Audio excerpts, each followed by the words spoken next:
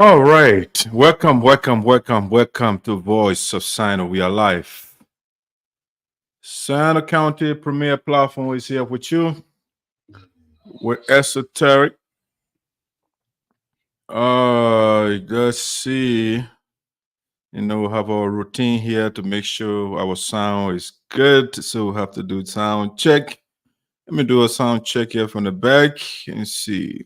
Our routine here to make sure our sound is good. So we have to do sound check. All right, perfect. Wonderful sound there. I love it. Let's do our little entertainment. And we will start the show when appropriate. Let's see. Where is my music? My music for the entertainment. I got a lot here. Okay. All right, guys. Let's do this. Vibes with originalhits.com.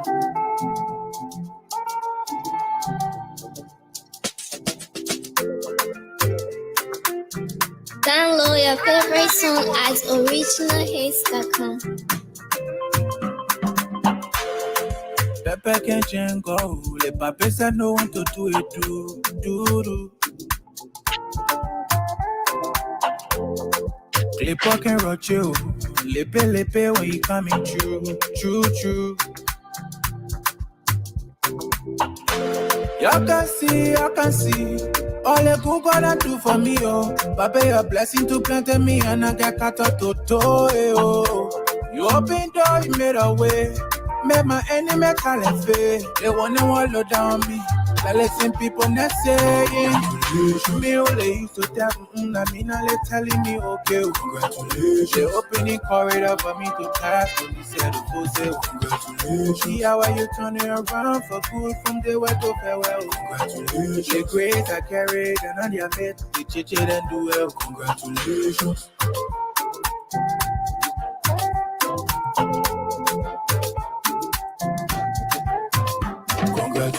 Let all my kids they wanting me for. All of my Kenya give it to God. They think you love do it, follow my mom. Les papi la zoba, les pola don kutuku. Si le tina do. Jelle to say we not doing so. Me I got pepe, temputupu. You turn it around for me. When all of them were looking down on me. Clipper you see the show. Your umpa you slow but sure. Let me hear today, tell me answer. Used to put your level, tell me what's that. Lick better than blind to your dream. Papa, I do as you say. Hey, you can see. All the good gonna do for me, oh. Papa, your blessing to plant me and I get cut out to oh. You open door, you made a way. Made my enemy call it fair. They wanna wallow down me. I listen people not saying. Me only used to tell I mean, they telling me okay. Congratulations. They opening corridor for me to pass. But he said the fool say congratulations. See how you turn it around for good from the way to farewell. Congratulations. The grace I carried and on your mate, they chit and do well. Congratulations. Download your favorite song at originalhits.com. I'm feeling the vibes with originalhits.com. All right, guys, welcome to the show here. Captain, welcome to the show. Voice of Sinoe here with you. It's going to be a wonderful show here. Please, as you join, also please share the link for us. We will do appreciate it. Please share the link for us. Let's do another entertainment here. And we will be right back to talk to you, to have a good show. So don't go away. Make sure and share this. Let's do Sweet Liberia.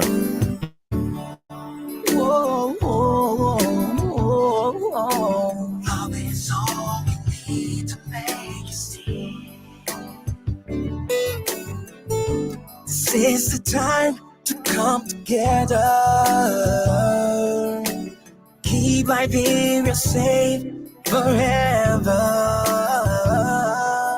So open up your heart, let the unity begin. Love is all we need to make it stand. Let's cultivate one another. Learn to live together as brothers and sisters. Without togetherness, we won't have a peace of mind. Unify and have a peaceful, sweet Liberia. Land of liberty is our home. Keep it standing. This is the one and only home that we have. Sweet Liberia. This land of liberty is our home. Let us keep it standing. It's the one and only home that we have. Oh, sweet Liberia. Love is all we need to make it stand. Unify and have a peaceful home. Change is all we need to make it stand. Let's unify and have a peaceful home. Sweet Liberia, land of liberty is my home, and let us keep it standing. It's the one and only home we have. Say sweet Liberia, this land of liberty is my home.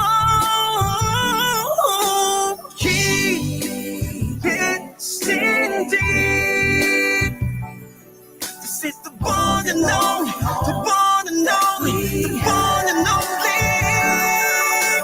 Sweet Liberia. Love is all we need to make it stand.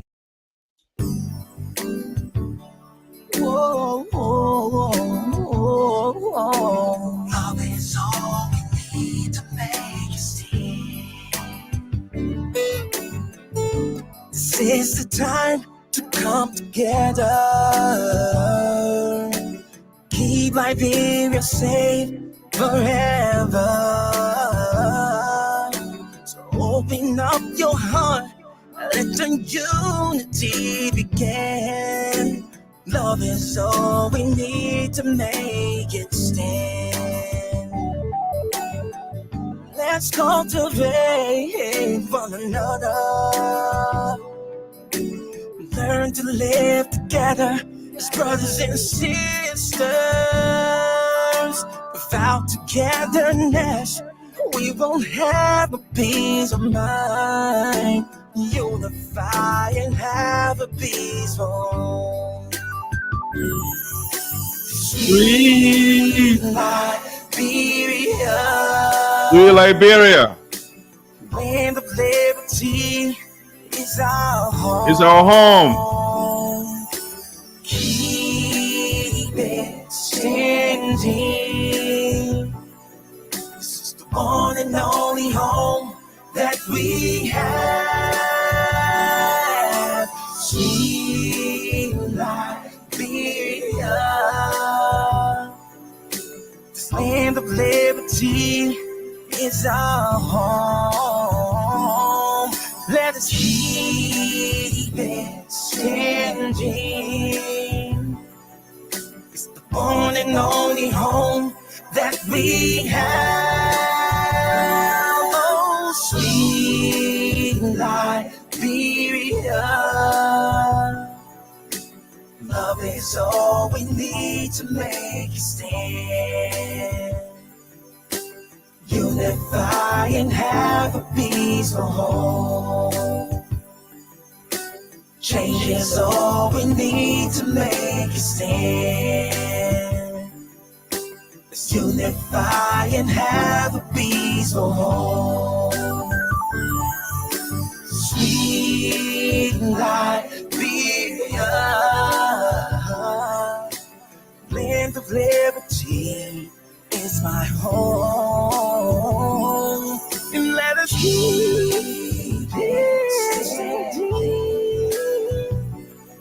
It's the one and only home we have. Say sweet Liberia, this land of liberty is my home. Keep it standing. Whoa, whoa, whoa, whoa. Love is all we need to make a stand. This is the time to come together. Keep Liberia safe forever. So open up your heart, let the unity begin. Love is all we need to make it stand. Let's cultivate one another. Learn to live together as brothers and sisters. Without togetherness, we won't have a peace of mind. Unify and have a peaceful home. Sweet Liberia, land of liberty is our home. Keep it standing.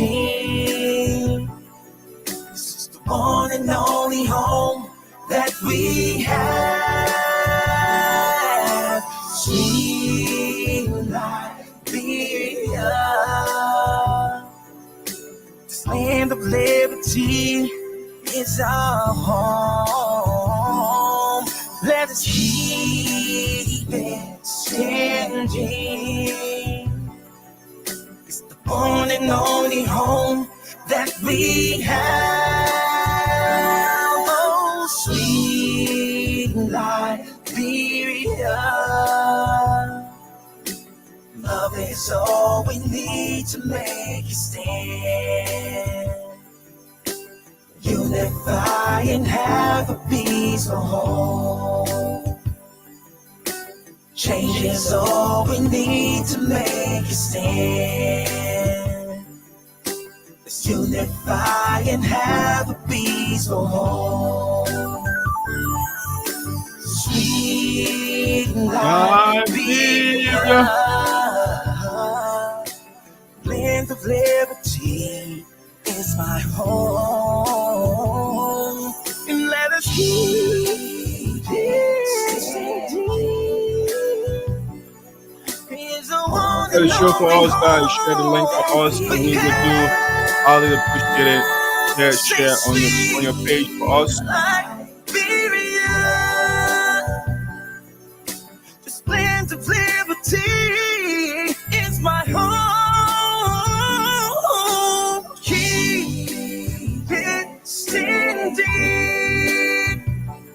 This is the one and only. All right, Liberia, it's the sweet land of liberty. It's our home. All right, good afternoon, good evening, ladies and gentlemen. Welcome to Sinoe County Premier Platform, Voice of Sinoe. In the diaspora with that Sarpo ESOTERIC. We are coming to you from the DMV area of these United States. Thank you. Thanks to those of you that are joining us so far. we want to ask you to share the show with your friends, share it on your page. And that's all we want you to do. If you want to participate, just say send me the link, or you can just call the number on the screen and you can participate in the conversation that we're about to start. All right, so that's all we want to do. Go to our YouTube page. We are also live right now on YouTube. You can subscribe to our YouTube page, Voice of Sinoe. And the Diaspora is our name on YouTube. Please go and subscribe so that you can get some updates from there. We have a lot of videos on YouTube that we do not publish on Facebook, so you can also subscribe to our YouTube page, and that's something we will highly appreciate. All right, so I saw a couple of people following so far. I'm saying, Otis, how you doing? Welcome aboard. Elder Christopher Zarzar, thanks for joining me. I'm also seeing somebody here. Manzina is joining me. How you doing? Welcome to the show.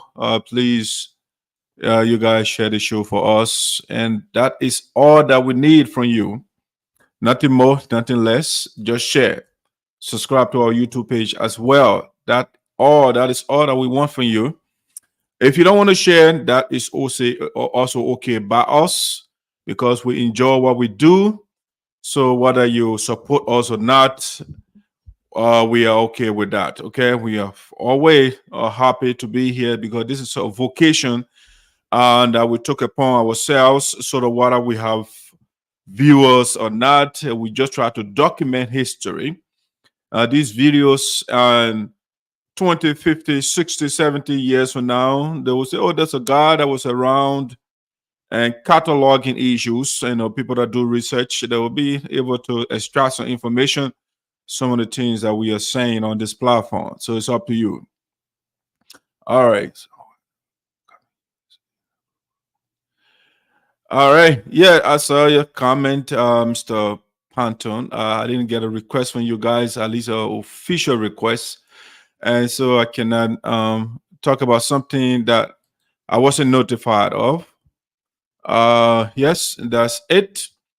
All right. So guys, let me get to what we want to talk about today on the show. Mr.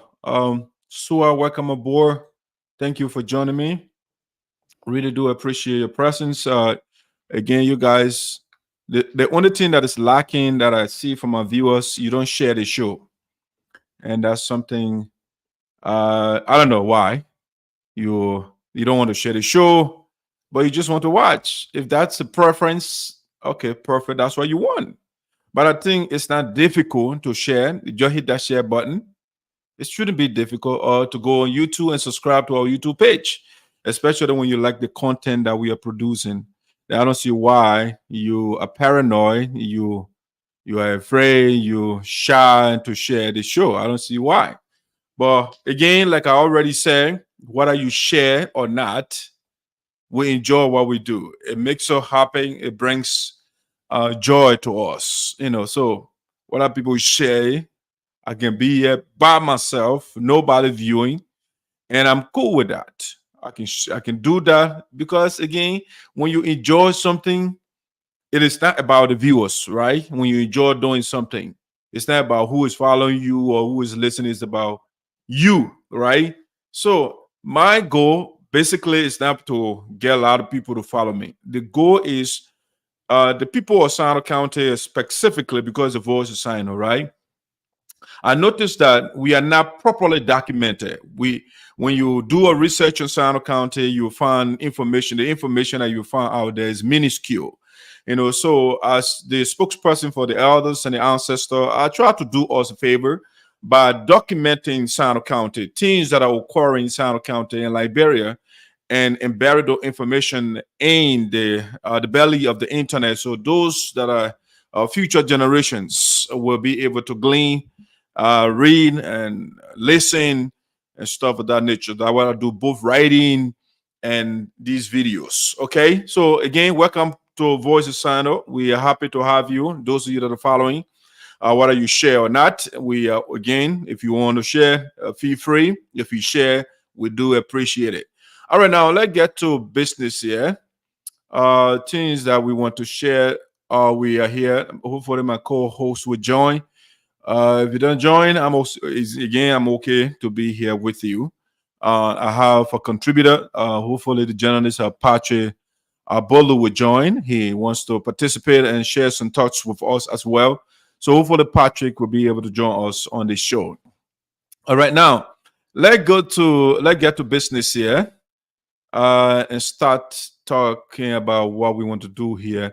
So we just wanted to start the show with congratulations to Barcelious Zarzar against Voice of Sinoe, the people of Sinoe County. So we talk about Sinoe County a whole lot, okay?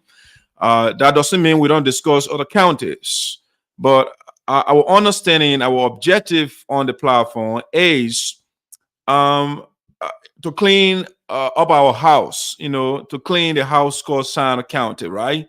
Because you cannot have dirt in your house or all over your environment, and you talk about other people, right? So we want to make sure that Sinoe County is made pristine, it is clean up, and then we can expand our horizon to other counties. All right. So again, those that are joining me right now, really do appreciate it. As you follow, please make sure and share the link for us, my man. GM, I don't know how to pronounce your last name. Zimowa. Hopefully I can't butcher your name. I met Jerry there. But thanks for following the show. I really do appreciate you. Morton, how you doing? Following you from Billable Creek City, Joazon Statutory District, Sinoe County. Morton, welcome aboard. Zena said, did you one day share my post? If yes, then I apologize and I'm going to share you. Okay, Zena, I don't know what I'm doing tick for tat here. Is what you scratch my back. I don't mind sharing your show or whatever you post. If it appeals to my liking, I will share. If doesn't, of course. But it's the same thing. If you want to share what you are hearing, it's okay. If you don't want to, I'm also okay. All right. So we are not in a competition. I share your show, your business. All right, guys, just a little joke there. But Manzina, you are on a paternal obligation because I'm your father, right? So you are on paternal obligation to share the show. Failure to do that, like my former senior comrade, may his soul rest in peace, the late Tobe, warned his daughter. He said, I gave you 3 days ultimatum to improve your intellectual capacity. And failure to do that, you'll be absolutely isolated. Conversely, similarly, Mazina, if you do not share the show, you'll be reprimanded by your father, the great dark side of the esoteric, the spokesperson of the elders and the ancestors, including your very self. All right, now, with the jests out of the way, let's get to my man. So, Barcelious Zarzar is son of Sinoe County. He is an officer in the United States military, especially the Army, the branch. The military has multiple branches. You got the Air Force, the Navy, so different branches, right? So Barcelious has been in the U.S. Army since the 90s. And since he's been there, he has been growing steadily because of discipline, because of a bravery, because of a willingness to take on missions that other people they fail to take on. So if you don't know Barcelious Zarzar, it's a gentleman right here. He's a son of the former representative of Sinoe County, a 2 times representative for District Number 3, Sinoe County, Honorable Zarzar. He's a son here, Barcelious Zarzar. He currently he's a sergeant major in the U.S. military. He was sent to Germany. I don't want to do his whole history right now, but he has visited multiple countries around the world, executed mission for the United States military. So he was he went to Iraq, he went to Kuwait, he went to Afghanistan. You can name it, Germany. So recently he was sent to Germany to go and resuscitate the U.S. base out there, one of the bases over there. So he went there, did a wonderful job, revived the base. Is now operating perfectly. Among other things, he did a lot of good job, and so because of that, he was given further responsibilities. So he was promoted to. He said I shouldn't say a promotion, but he taking on more responsibilities. He said I should put it that way, based on our conversation. So SGM is Sergeant Major. It's the abbreviation, the big rank in the U.S. military, and his rank, or if you like, his responsibilities were increased to, so they're giving IG, which is Inspector General Sergeant Major. Okay, so the brother is taking on more responsibilities in the army. So he, you see here, United States Army Combined Arms Support Command, Sustainment Center of Excellence. Okay, he's doing an excellent job. So Sergeant Major Tougbay Zarzar, Inspector General Sergeant Major. Okay, so you see the young man, he's making up proud, right? So I just thought we can see the son or daughters of Sinoe County growing, and we don't say something about it. So recently, this is the Department of the Army, Sergeant Major Barcelious Tougbay Zarzar, having been assigned as an Inspector General, do solemnly swear or affirm that I accept the special obligations and responsibilities of the position freely, that I will uphold the standards for inspectors general prescribed by regulations, and that I will, without prejudice or partiality, discharge the duties of the office upon which I am about to enter. So help me God. Okay, so recently he was sworn in, Barcelious Zarzar, and so we just we can start the show without doing a shout out to the brother. We want to say congratulations. He was once in South Africa as the U.S. plenipotentiary to South Africa. He served there superbly, honorably, and so he came back, and now he's taking other responsibilities. So, Mr. Zarzar, we want to say congratulations on your new role. You say it's not promotion, but taking on new responsibilities or more responsibility. And my understanding, if you are taking on more responsibility, there's a growth. It seems like a promotion. That's how I see it, but we want to say continue on the good job. We are excellently overwhelmingly proud of you, what you're doing. And that's why the platform is here for Sinoe County. Survey using my ubiquitous eye, omnipresent eye all over the world, and I talk about the people, the young, the old, the young people of Sinoe County. So we want to say congratulations to our brother on the increment of his responsibilities. All right, now let's go to something else. You are special people, so when you join me, I must recognize you, right?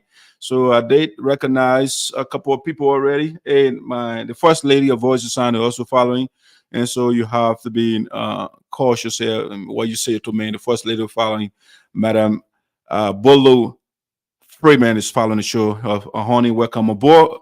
I really do appreciate your presence on the show. When you're here, I kind of feel refreshed, I feel happy, because you know what they call the buttress. When your support is following, you can't beat it. So I love you, honey. All right, now let me jump to something else I want to talk about. So that was son of Sinoe County, Barcelious Zarzar, taking on more responsibilities. Now let's get to this breaking news right here. But before I do so, I'll be right back.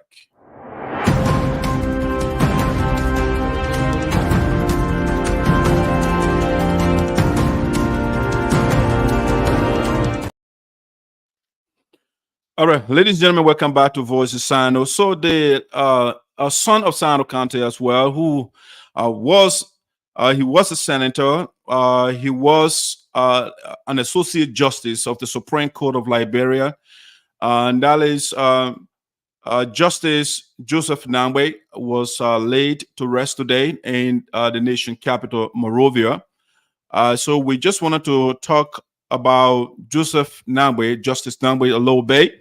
Who he was, what role he played in the development of Liberia, if you like, the development and division of Sinoe County, yeah, what did he do? And so we want to at least reflect on him a little bit based on the information we know. Okay, we cannot give you comprehensive information because we don't know his entire legacy, but we know him more so from the political arena. So we're going to talk about him from the political angle, what he did and what he did not do. All right, so based on my cursory knowledge, again, he was a senator of Sinoe County. Um, I think he took over from somebody left. What about somebody? But anyway, the position he had then was should have been occupied by Representative Zarzar. When the person that was in that position, I think, passed away. If I'm not wrong with my facts over there. But he ran. They wanted Mr. Zarzar to be to occupy that position. The people of Sinoe County, the petitioned or Representative Zarzar to serve that senatorial seat. Yeah, but later on, politics, exchange hands, and Mr. Zarzar got away, and then Senator Nagbe went and became the senator of Sinoe County. He did not end his term because he was elevated to the Supreme Court by President George Weah. But throughout, he has been under the weather. He's been sick for a long time. But in the context of Sinoe County, his role, he was one of the guys who co-sponsored the bill that established the Sinoe County Community College. That's something that we can remember of him. There are other things he did. He also, besides sponsoring the Sinoe County Community College bill, Patrick, who have been here, I don't know what is happening to Patrick, but Patrick can better profile him because he is on ground in Liberia. But Patrick is not here right now. But what I know, again, that's what I'm going to say. So he participated in crafting the bill that established the community college. What I can say for sure, he was a tribalist.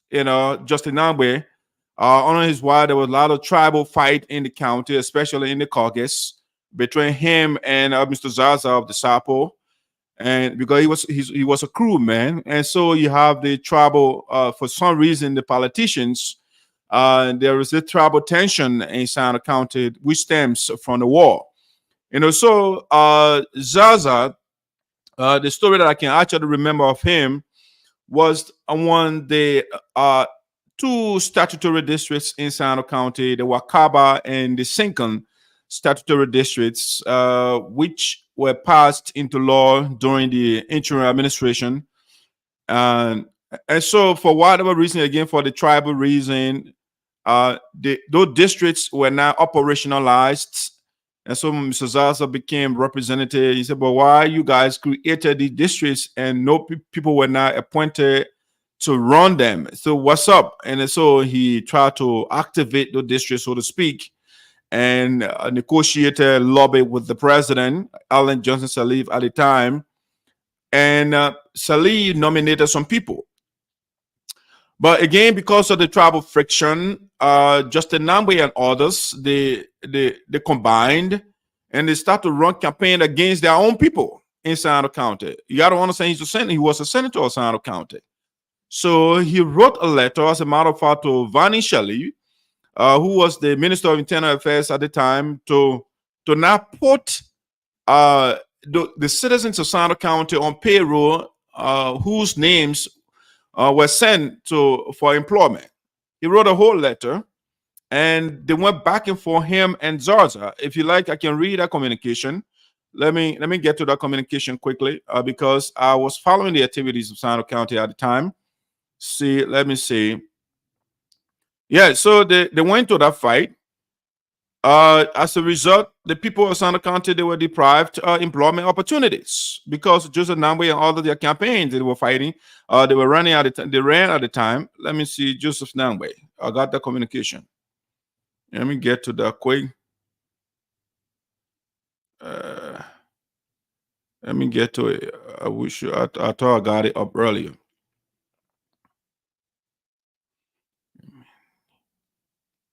Give me a second. Let's see. Boom. Coming up here.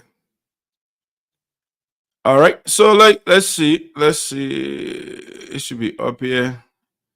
You know, just a little research and everything will be popping up. That's a new thing about technology. Where are you? I got a communication somewhere here. Sorry, guys. Let me get that quick. But you know what? Let's do this. Let me do a quick. Whoa, whoa, whoa, whoa. Love is all we need to make it stay. This is the time to come together. Keep Liberia safe forever. So open up your heart, let the unity begin. Love is all we need to make it stand. Let's cultivate one another. Learn to live together as brothers and sisters. Without togetherness, we won't have a peace of mind. Unify and have a peaceful. Sweet Liberia, land of liberty is our home. Keep it standing. This is the one and only home that we have. Sweet Liberia, this land of liberty is our home. Let us keep it standing. It's the one and only home that we have. Oh, sweet Liberia, love is all we need to make it stand. Unify and have a peaceful home. Change is all we need to make it stand. Let's unify and have a peaceful home. Sweet Liberia, land of liberty is my home. And let us keep it standing.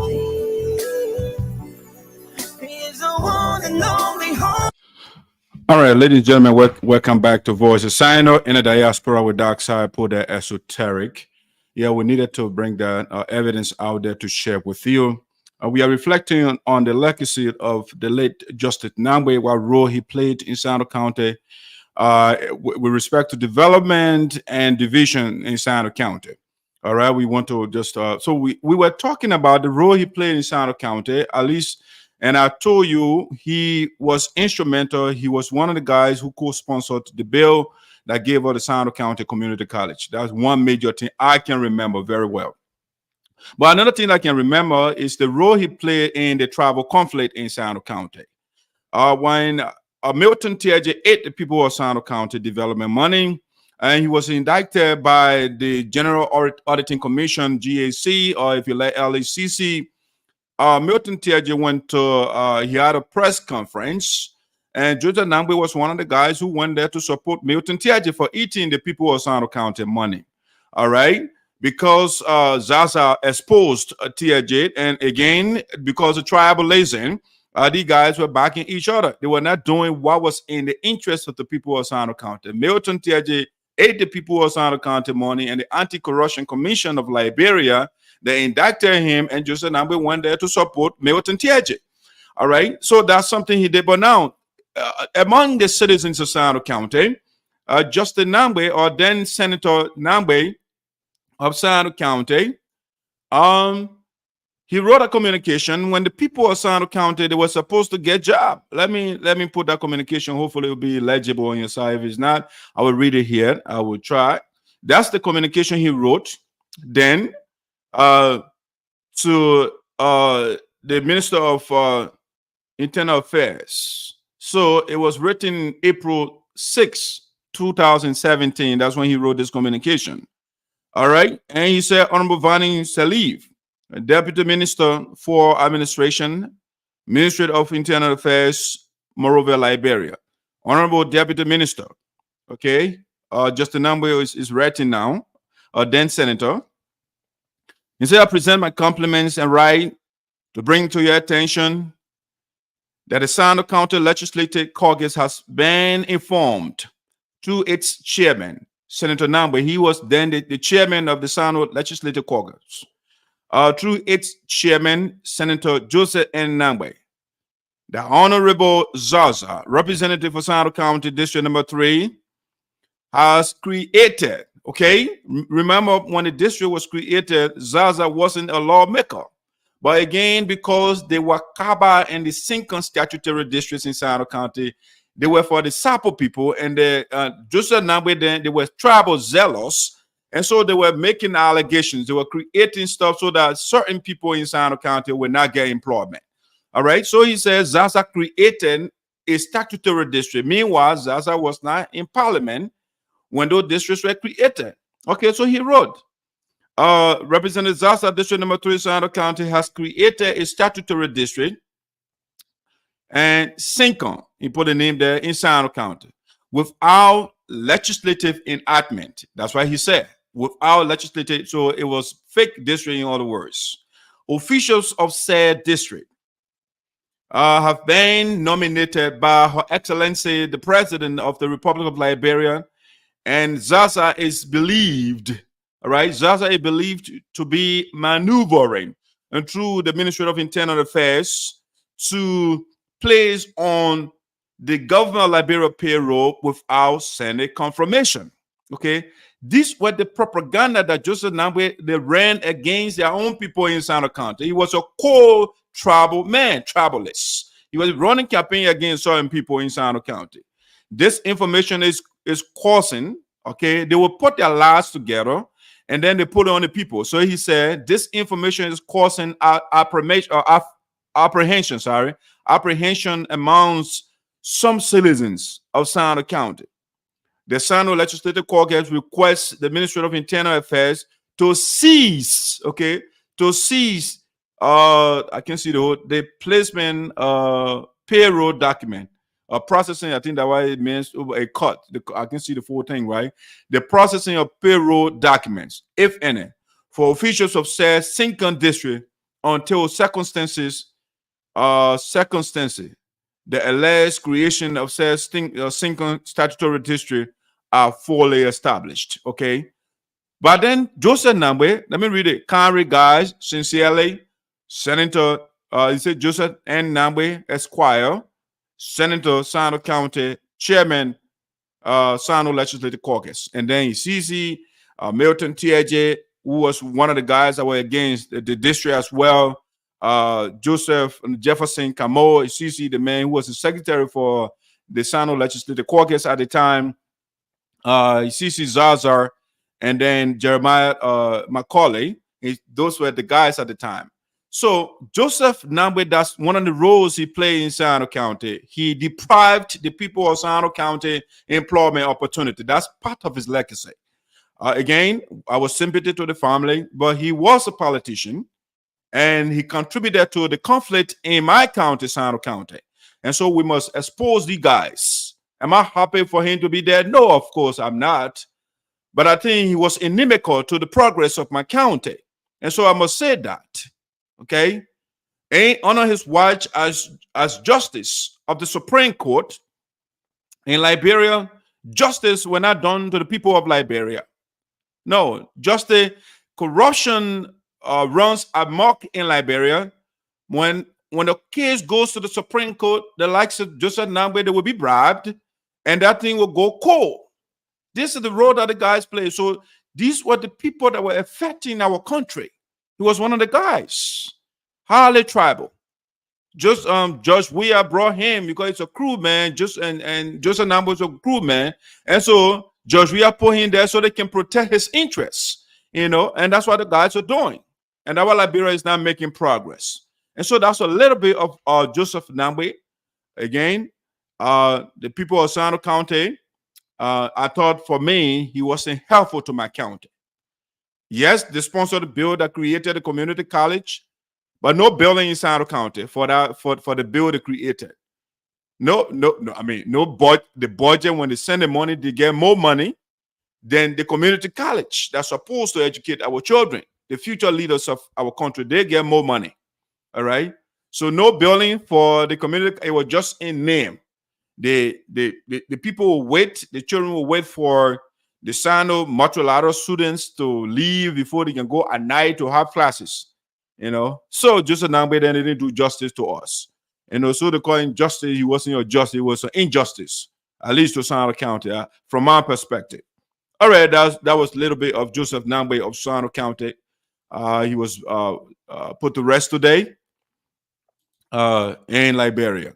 All right, now let me see what I can play some of the remarks from that funeral today. Let's see. Let me end this screen here, and I will bring a little bit of some of the things, the people that spoke there, just a little bit. I'm not going to play a whole video here. It's a long one, and that means it will be my whole show. Let's see. Let me bring video. Let's see one of these here. And they're giving you a state barrier. Councillor Joseph Nagbe.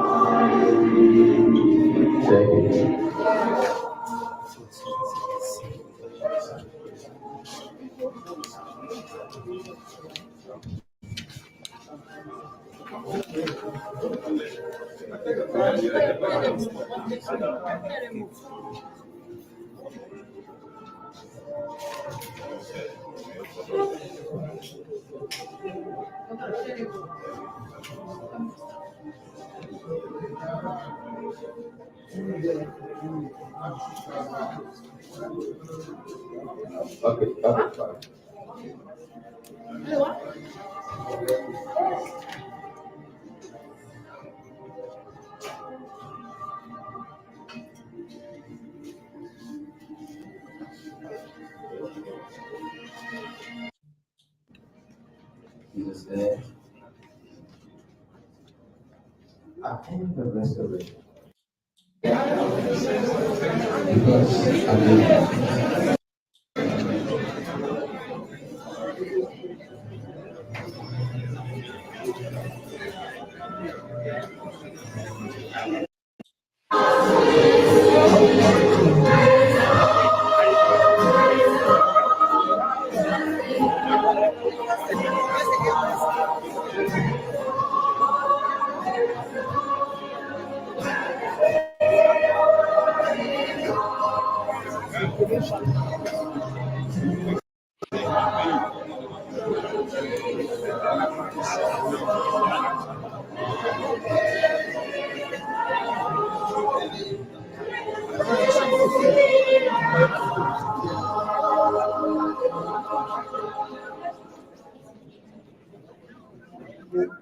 distinguished ladies and gentlemen, sympathizers,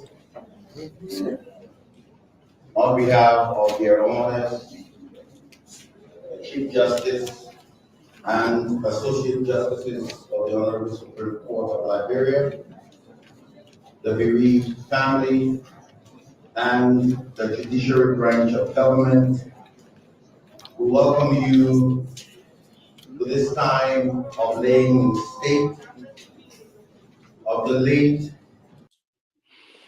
All right, guys, that was just a little bit of the homegoing of Justice Joseph Nagbe of Sinoe County, or if you like, the Republic of Liberia, as Associate Justice of the Supreme Court.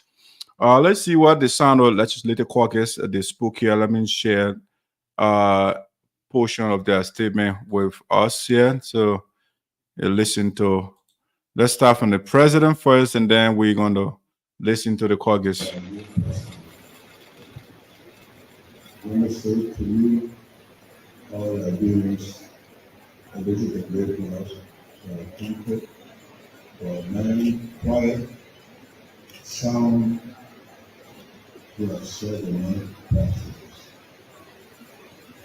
I want to say to the bereaved family, we visited you, we wronged you.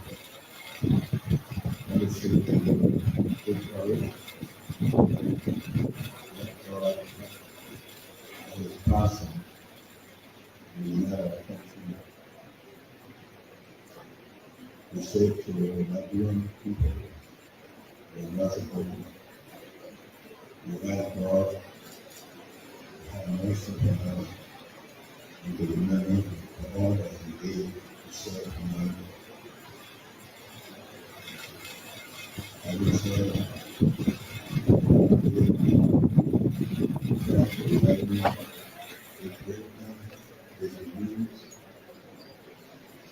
in the name of the Father, the Son, and the blessed Holy Spirit, may His soul rest in peace in Jesus' name.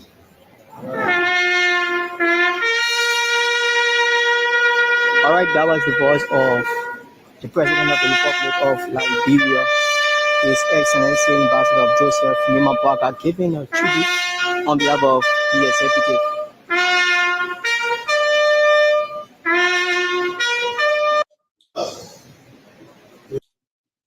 As well as former Vice President of the Republic of Liberia, or Excellency Chief Dr. Joel Howard Taylor. To be in this manner. To pay tribute to one of us, to call you, to remember and honor the life of Justice Joseph Nagbe, a prominent and revered son of Sinoe, a public servant for over 20 years, a devout Christian, a loving father, a strong pillar of his family, the person of prayer, and the person of praying for many of us. The caucus extends heartfelt condolences to the fiancé, Catherine, his children, Bob, Zuli, Jesse, Lemon, Limo, Blessing, Love, and Lydia Nagbe. His extended family, his staff, the people of Yatla, of King Town, the people of Sinoe, the judiciary, his church, Trinity United Church, and his many friends. We say, sorry, huh? It is often said that the hour of death cannot be forecast. And even though death is inevitable, we always imagine that death will be in a distant future. We never thought we would be talking or thinking about Justice Nagbe today as a memory. How can we express the amazing essence and spirit of Justice Nagbe, his selfless generosity, his humanity, his uncompromising belief in all that is good, with unwavering commitment to family and friends. Even the All right, guys, that was the chairman. Is he the chairman now or the Sinoe? I think it's Crichton Duncan. I'm not too sure. But anyway, that's Augustine Chia of Sinoe County, Senator Augustine Chia, paying tribute to Joseph Nagbe, the Associate Justice of the Supreme Court. He was buried today. All right, may his soul rest in peace, and our thoughts and prayers with the family members. All right, but he was a political figure, and I thought personally, given his legacy, based on what I watched when he was a senator in Sinoe County, the county wasn't at peace. It was Sinoe County was chaotic. The guys were consistently fighting in the caucus on tribal lines and not on issues. You know, I just thought corruption was against. I still believe it's still against the people of Liberia. But Justice Nagbe took side with a tribal man, Milton Tiaji at the time, when Milton ate our money. You know, and up to now, Zarzar was exonerated because Tiaji was taken to court and declared guilty for embezzlement. I mean, I used the B word for stealing our county development funds.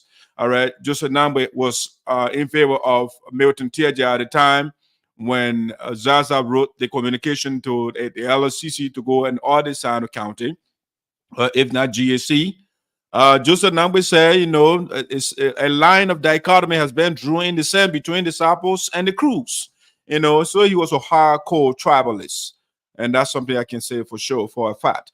Now, let's transition to something else on Voice of Sinoe. You are following Voice of Sinoe here with ESOTERIC. We are coming to you from the DMV area.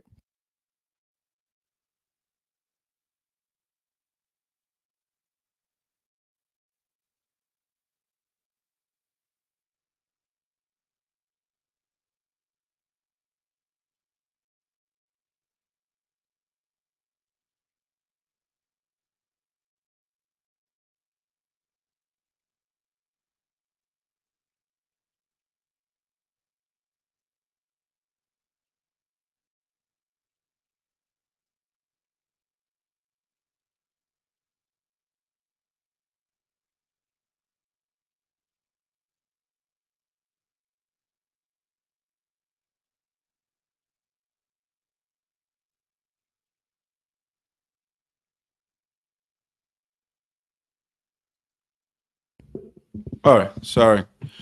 Yeah, sorry, guys. I think I hit the mute button accidentally over there. Let's see.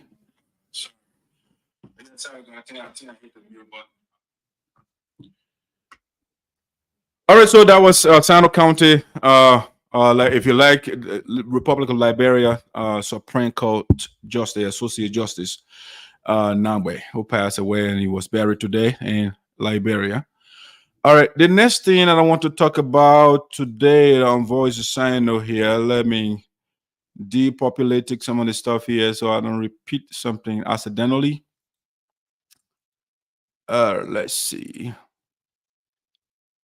Let's look at this here. It's a breaking news, so I'll be right back to share the breaking news with you.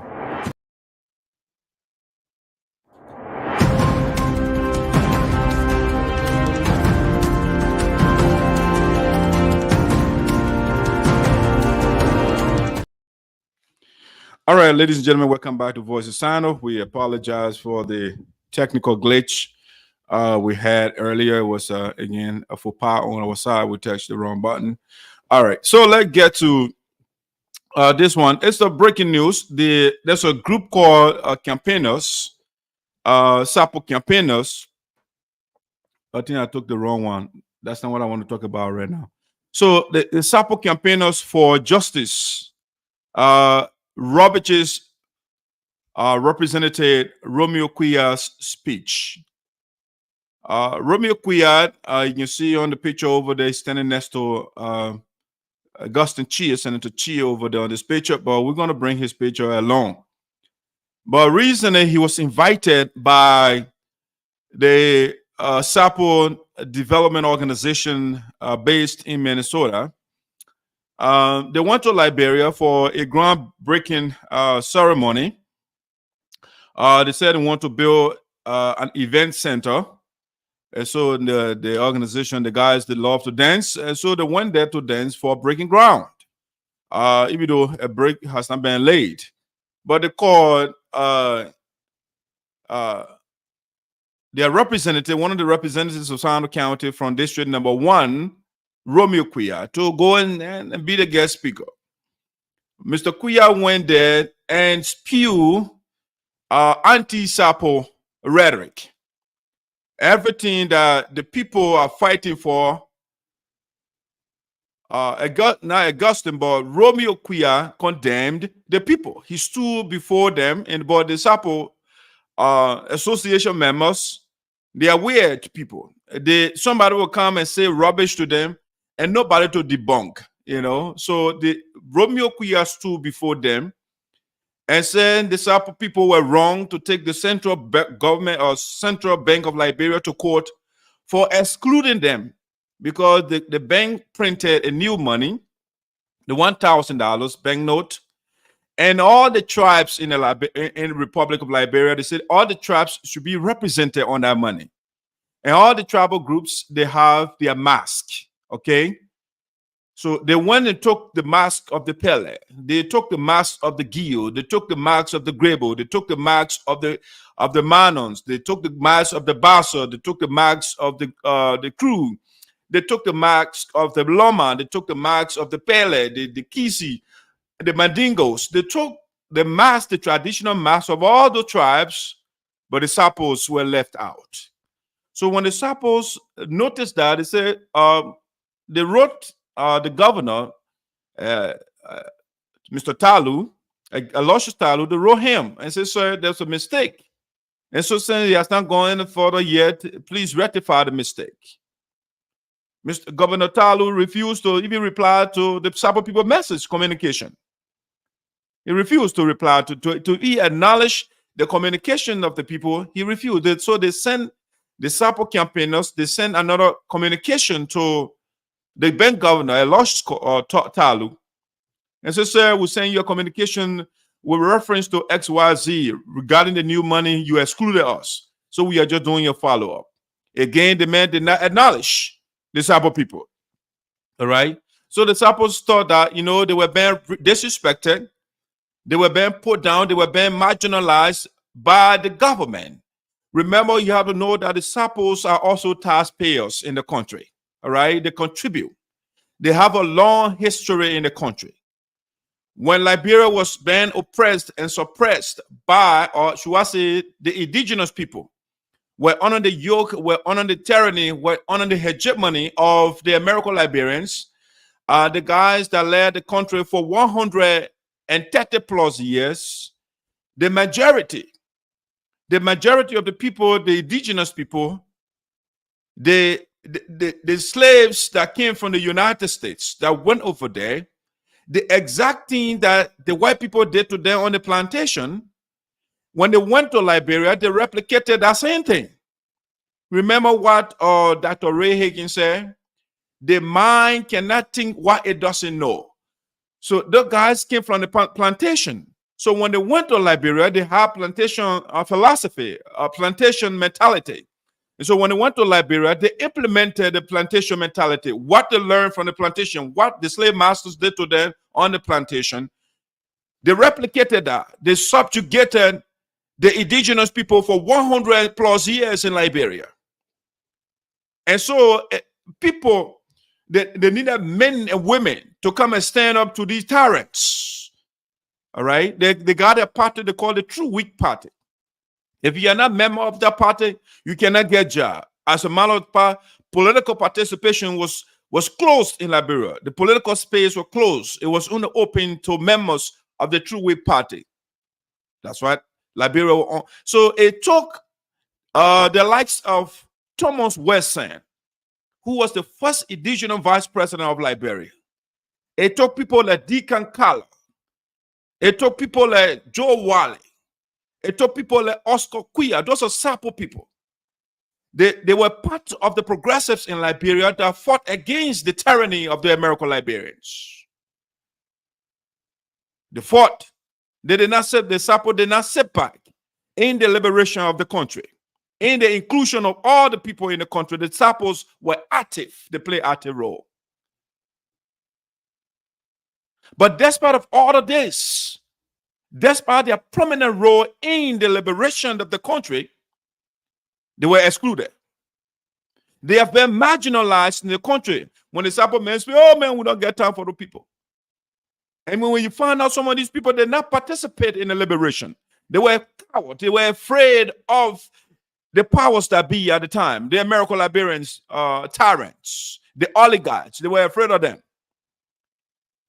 But after the Sarpos and others, they joined the progressive, the Moja, the PA, those guys that put together and fought to create the space, the political space of inclusion that we have right now in the country. Now the Sarpos are not important. They are not tribe in the country. The people say all sort of things about them. And their own son, Romeo Quioh,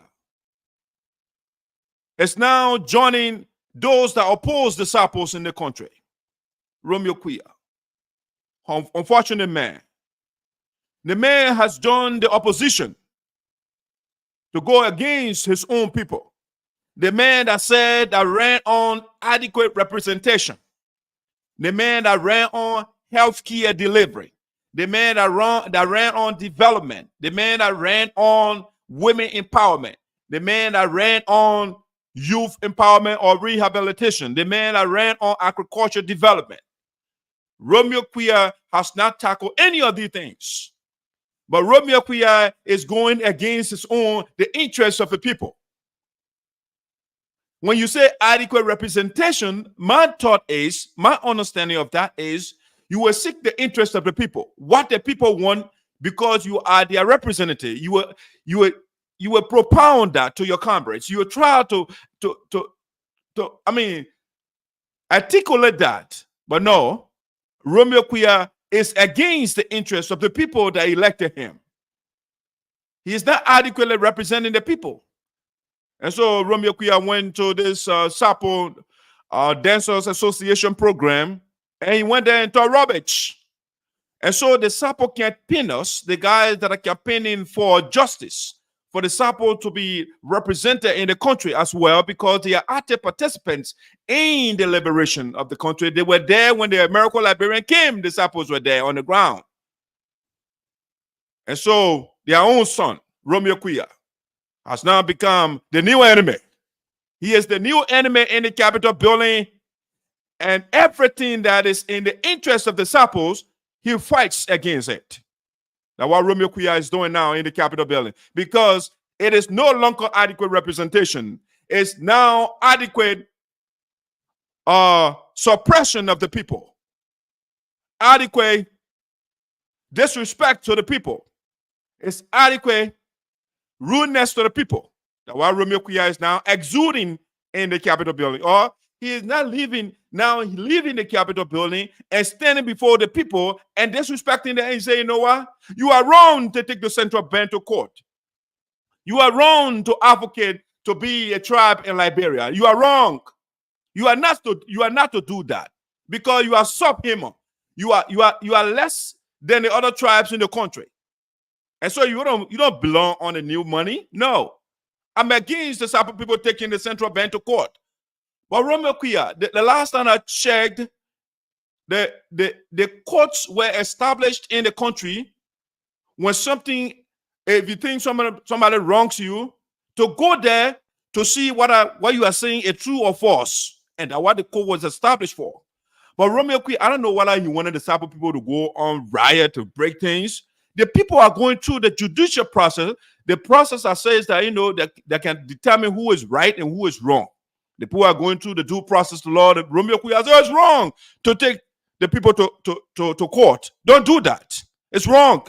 Don't advocate for yourself. Okay, Romeo Quioh, why are you in the Capitol building? I thought you were a representative to advocate for the people, for your district, for your country. But no, Romeo Quioh said no. So now the Sarpo campaigners, they wrote a communication. Let's read the communication.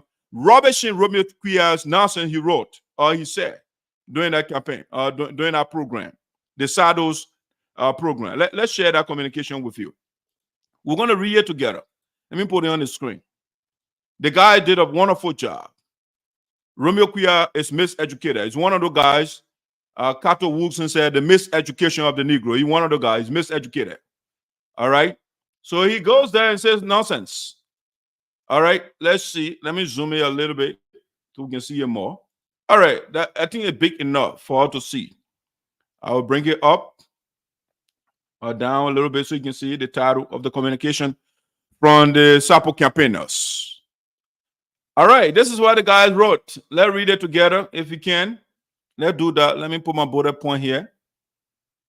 Let me put that there. We're talking about the Sarpo Campaigners. Okay, let's do that. Let's read it together and analyze it and see what are the guys that did a bad job or good job. But from the onset, I would say they did a superb job. Okay, let's read the communication. You see, the Sarpo Campaigners. It's a group, right? Sarpo Campaigners. Barnesville, Monrovia, Liberia, April 9, 2024. Honorable T. Romeo Quioh. I got problem with when somebody is against your interests, when somebody is oppressing you and you call the person honorable. Romeo Quioh should not be called an honorable. He is not behaving himself honorably. So this man is a dishonorable man. The man who is against him, the man is against himself, against his people. All right. And I noticed something Romeo Quioh is doing there because the district he is in, he is trying, because the man is a tribalist as well. Romeo Quioh is Crew and Sarpo, right? And they got the notion that the Crews are in the majority in Sinoe County, so they pander to the Crew, right? So he from district number 1, he's not from district number 3. If Romeo Quioh will represent district number 3, where the Sarpos are in the majority, his language would be different. But because he is in district number 1, where you have Crew majority, and he is half Crew and half Sarpo, and so he's trying to appeal to the Crew base, right? So he said, you know what? The Sarpo people to shut up. In other words, he said, you shouldn't take the central bank to court. You shouldn't do that. You shouldn't advocate for you to for a county in the country, even though the Crew people have Grand Crew County, even though the Basso people have Grand Basso County. But the Sarpo people should not say that. They shouldn't say they want their county of their own. Why the other people that will fall in different counties, what they will do? That kind of bogus thing he was saying, weird stuff he was saying. But anyway, let's go into the Sarpo Campaigners letter, right? So you start calling Romeo Quioh honorable. He's not honorable man. All right, he's not conducting himself honorably. So he said, Honorable T. Romeo Quioh, Representative District Number 1, Sinoe County, Republic of Liberia. Mr. Quioh, or dear Mr. Quioh, that would be appropriate title for him. All right, it's not honorable. So they say the Sarpo Campaigners say the Sarpo Campaigners is embarrassingly, notice the choice of words the people are using. The Sarpo Campaigners is embarrassingly. Somebody will say, oh, the grammar is wrong. Why they say is and they say campaigners? It's a group, right? All right, it's a group. So they are referring to the team, the group, right here. They're not talking about the members. When you're talking about the members, when they are referring to the members of the group, they will say this the Sarpo Campaigners are. But rather they're using it as a group, right? So it's the same way you can say the family is or the family are. So when you say the family are, you're talking about the individual members of the family. But when you say the family is, then you're referring to the entire family as a group, right? So don't be the grammar here is nothing wrong. These guys are very educated people. They know what they are writing here. So the Sarpo Campaigners is embarrassingly. The Sarpo campaigner embarrassingly. Let me see somebody join me. I've heard the audio. Yeah, he's not. He's gone back. Come back, Patrick. All right. So the Sarpo campaigners is embarrassingly troubled. They are embarrassingly troubled. Look at the words they're using. They are embarrassed and they are troubled by their son, by the rubbish that not Milton. Romeo Quioh was saying, Romeo Quioh and Milton Taylor are the same people, by the way. When you look in the GSC report or the LDCC report, his name is there. They are one of the people that were indicted for corruption. All right. So the Sarpo campaigner is embarrassingly troubled by your recent statement as guest speaker at the groundbreaking program organized by Sarpo Development Association in the Americas. Okay. These people, they are not development people. I don't know why they get calling themselves development. Because they have not developed anything. They are not built anything. But I don't know why they give it. But anyway, now they're breaking ground to build something. So we want to see whether they're going to build something now in their name to call themselves development people. All right. But anyway, that is beside the point. So the first thing the Sarpo campaigners, they are saying they are embarrassed and they are troubled. They didn't say we are happy, we are elated. No, they said they are embarrassed and they are troubled by the recent statement of Romeo Quioh. Okay? They go on to say, we are troubled. They continue with that language, right? We are troubled because this statement has all the ingredients. Okay? The statement that Romeo Quioh made, that the Sarpo people should not take, they shouldn't have taken the central bank to court for excluding them from the new money, even though they made attempt to resolve that issue, and the bank governor disrespected the people. They wrote multiple times to get some reply from the man ignored them. They are not important. They look down on other people. All right. So we are troubled because this statement has all the ingredients to undermine the effort of the campaigners. Yeah, Romeo Quioh is with Elisha Talu. He is with Elisha Talu, excluding their own people, so they are on the same side. So he is undermining the effort of the Sarpo's campaigners or the Sarpo people to seek the Sarpo people. They are not seeking tribal recognition; they are seeking justice. It is unfair to put all the tribes in the country, or they say you should put all the tribe mask on the money, and you exclude one tribe. We got 17 tribes in Liberia. We don't have 16. We got 17. Why you exclude the Sarpo? So listen to the communication. All right. We are troubled because this statement has all the ingredients to undermine the effort of the campaigners to correct the wrong meted against the Sarpo tribe by the Central Bank of Liberia. That wrong, Romeo Quioh said, it should not be corrected. It should be exacerbated. It should be made worse. Okay. While we applaud the stoicism, the Sarpo people, they are stoic. They are not emotional people. You know, stoicism was a philosophy invented by the philosopher called Sinoe of Citium. Sinoe said that we should use reason over emotion. So when something happens, let's use rationality. Let's use reason instead of being emotional. So the guys are saying the Sarpo people, they are stoic. They are being there has been injustice meted against them, but they are not doing it with emotion. They are not breaking things. They are not cussing people out.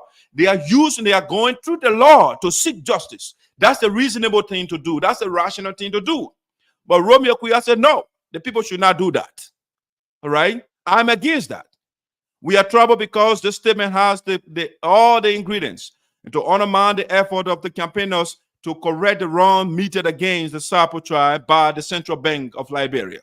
While we applaud the stoicism of the Sarpo people, we will not hesitate to confront those who, by their actions or inaction, threaten the very existence of the Sarpo nation.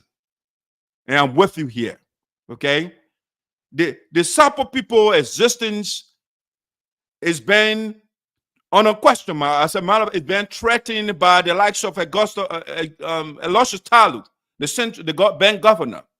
They're trying to marginalize the same thing the American Liberian did. They marginalized the indigenous people.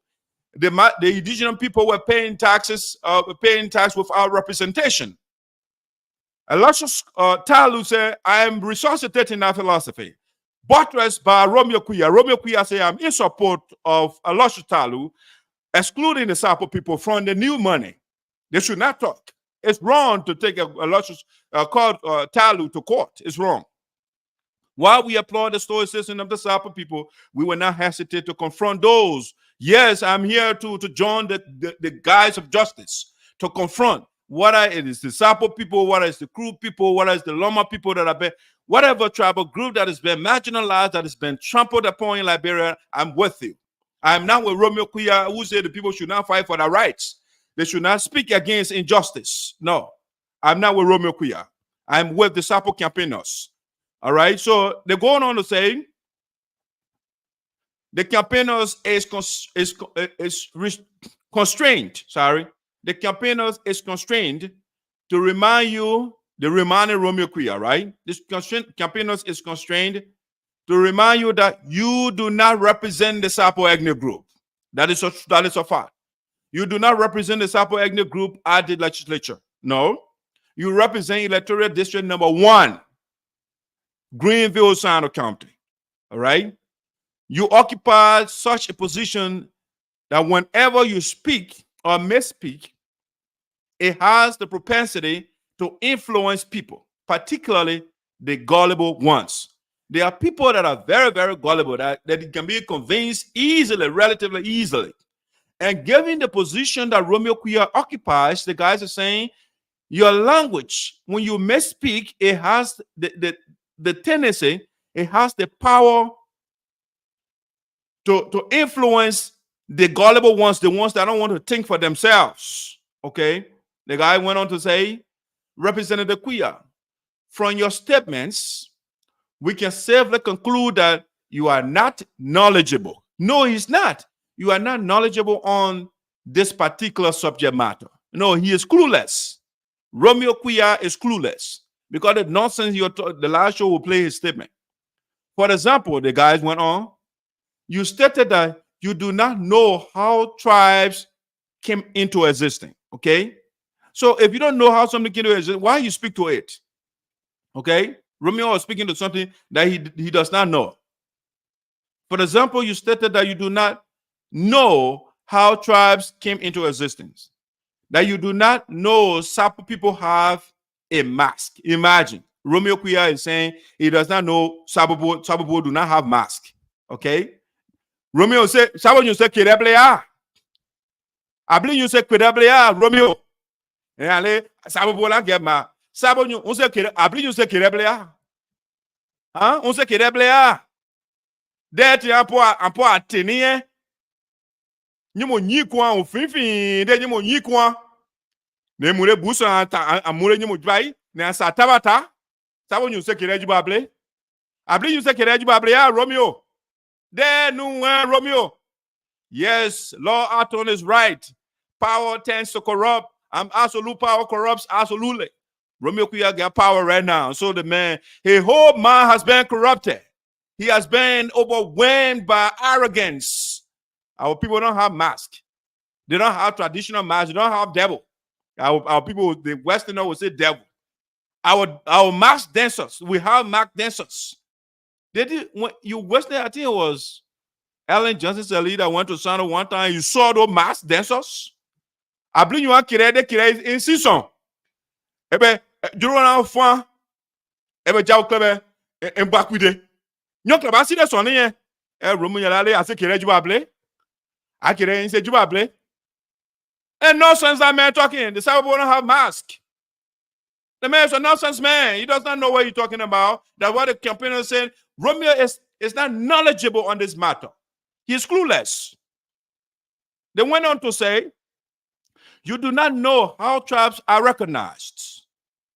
Are just a few of the statements you have made. I want to go by again. For example, you stated that you do not know how tribes came into existence, that you do not know Sarpo people have a mask, that we were wrong to take legal action against the Central Bank of Liberia. You do not know how tribes are recognized.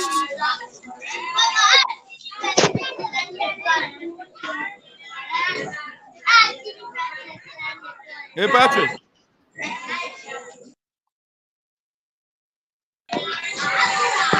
Hey, Patrick, your background is very noisy. Can you go to a place that is like sagacious? Hello? Yeah, you hearing me? Yeah, I'm getting you. Okay, boy, you put yourself on mute for a little bit. The background is quite noisy. Okay, all right. All right. All right, so guys, sorry, but my co-host is very, very late. He just coming in. All right, so now, the guys went on and said, Romeo said, they listed all the things that Romeo said he doesn't know. Okay. All right. They listed them. That you do not know that Sarpo have a mask. That we were wrong to take legal action against the Central Bank of Liberia. You do not know how tribes are recognized. Are just few of the statements you made or you have made concerning this subject matter. As to how tribes are recognized and whether or not the Sarpo people have a mass or the government of Liberia has an agency to recognize trial is a discussion for another day. Okay, they say Romeo will do that another time, right? We're not going to lecture you on that right now. It's not a subject of discussion right now. Here's the issue. An analysis of these statements, they analyze what Romeo said, right? They analyzed it. An analysis of these statements may suggest to any reasonable mind that you are either a public relations officer of the Central Bank of Liberia or you are working on its legal team. That is so right. Romeo is either a campaigner, he's a PR man for the Central Bank, or he's the legal team for the Central Bank. And the guys are right on point. Because what Romeo said should not have been said by somebody who supports, but Romeo made it incandescently clear that I'm against what you guys are doing. I don't want you guys to take the Central Bank to court, no. For disrespecting you, for not honoring who you are as a human being, as a key participant in your country affairs. No. Romeo Quioh said, I'm not with you. Okay? So the campaigners went on to say, however, Representative T for Thomas, right? Thomas Romeo Quioh.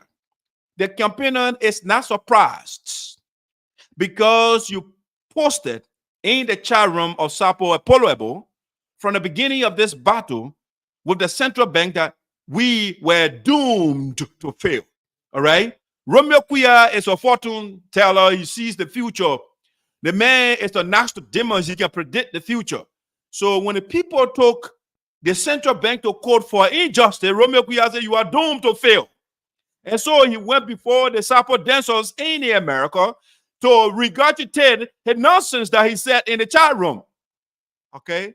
Romeo Quioh is a disgrace to Sinoe County.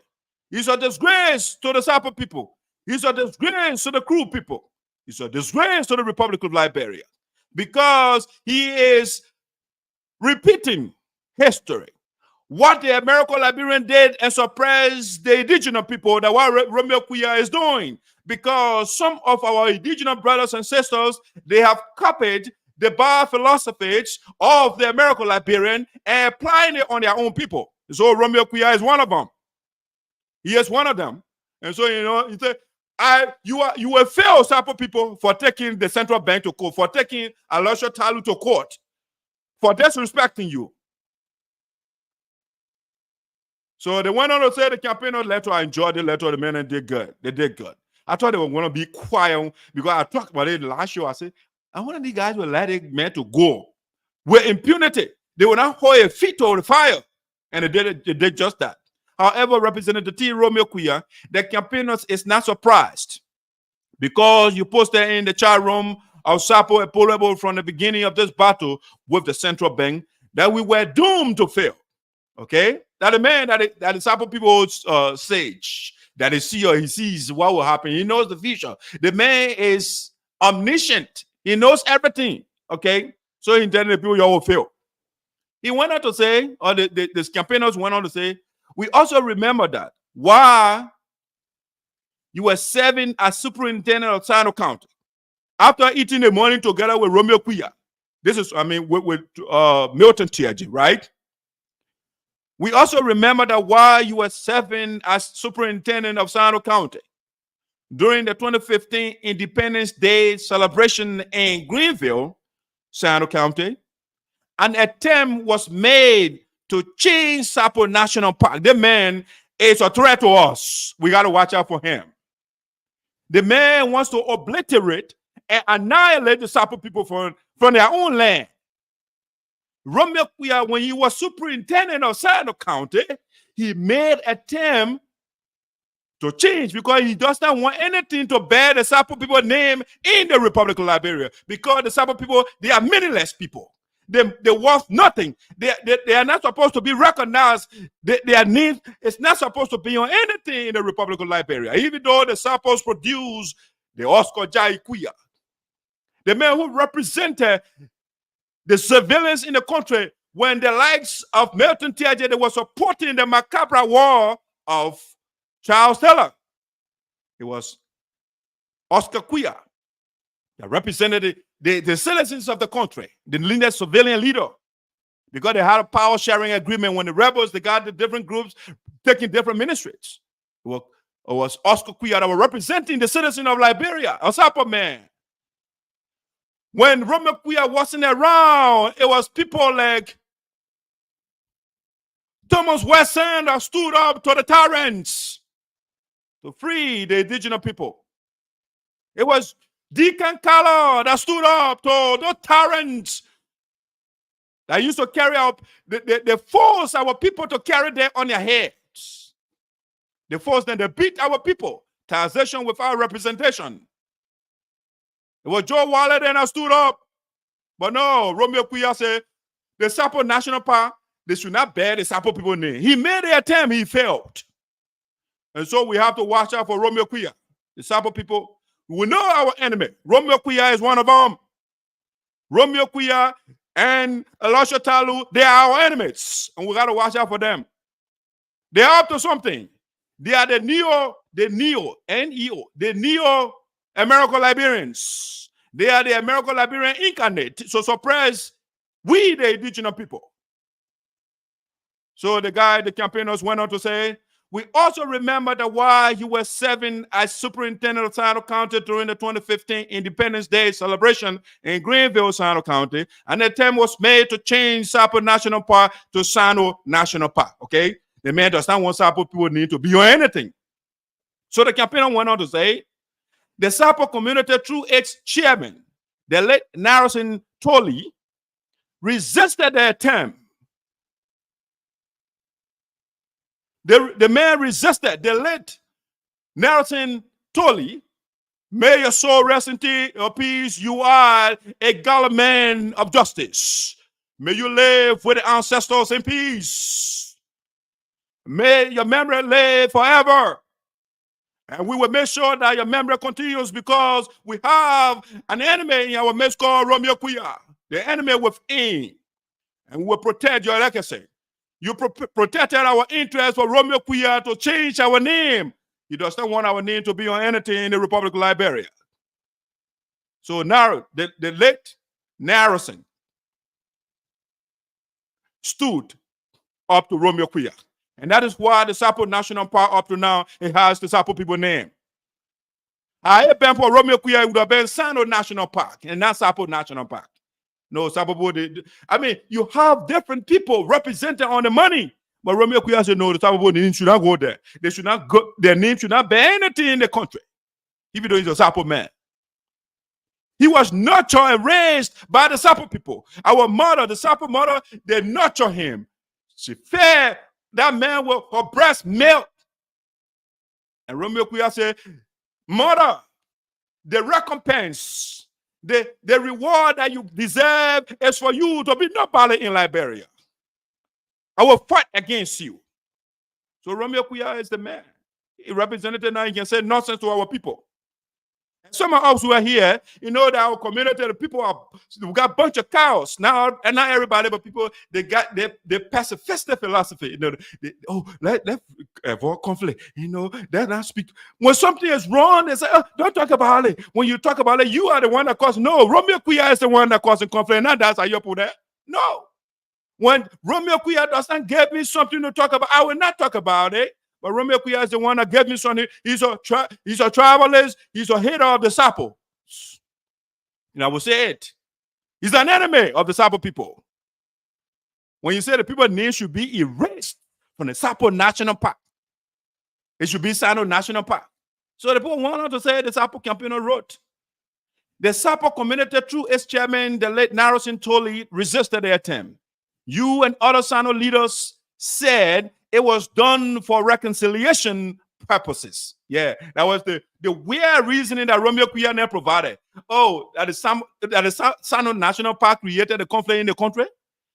Was the Sarpo National Park that was brought, chartered on them from wherever they were to come and create chaos in the country? No, it wasn't the Sarpo National Park that made Romeo, or not Romeo, but T.I.J. and to John started or to kill their brothers and sisters. No. It wasn't the Sarpo National Park. So that was a impious and weak, anemic argument, reasoning that proffered by Romeo Quioh and his likes. Okay, so he said you and others. They say you and other Sinoe leaders said it was done for reconciliation purposes. No, it wasn't done for that. It was done for the Sarpo to be marginalized, so they can be on anything in the country. All right, the same way he said Elijah Talu was right to take their name from there. They don't have mask. So Romeo went on, the Sarpo campaigner went on. They butcher Romeo Quioh, they're not joking. They butcher him intelligently. Intelligently, they butcher him. Without his disjointed and incoherent speech he gave the other day, men were all over the place. I said, what kind of man is this? What does he say in the Capitol building when he cannot stand before the people and give a coherent message? Everything was just all over the place. Just talking. From Romeo will talk about butter, the next thing you will start talking about toboggy, the next thing you will start talking about rocks, the next thing you're talking about animals. I said, what kind of man is this? He is all over the place. All right. So the people say, what you all fail to recognize. Let me see who is still joining me here. Yeah, the device now activated. You got to get your camera activated. All right. So, sorry, guys.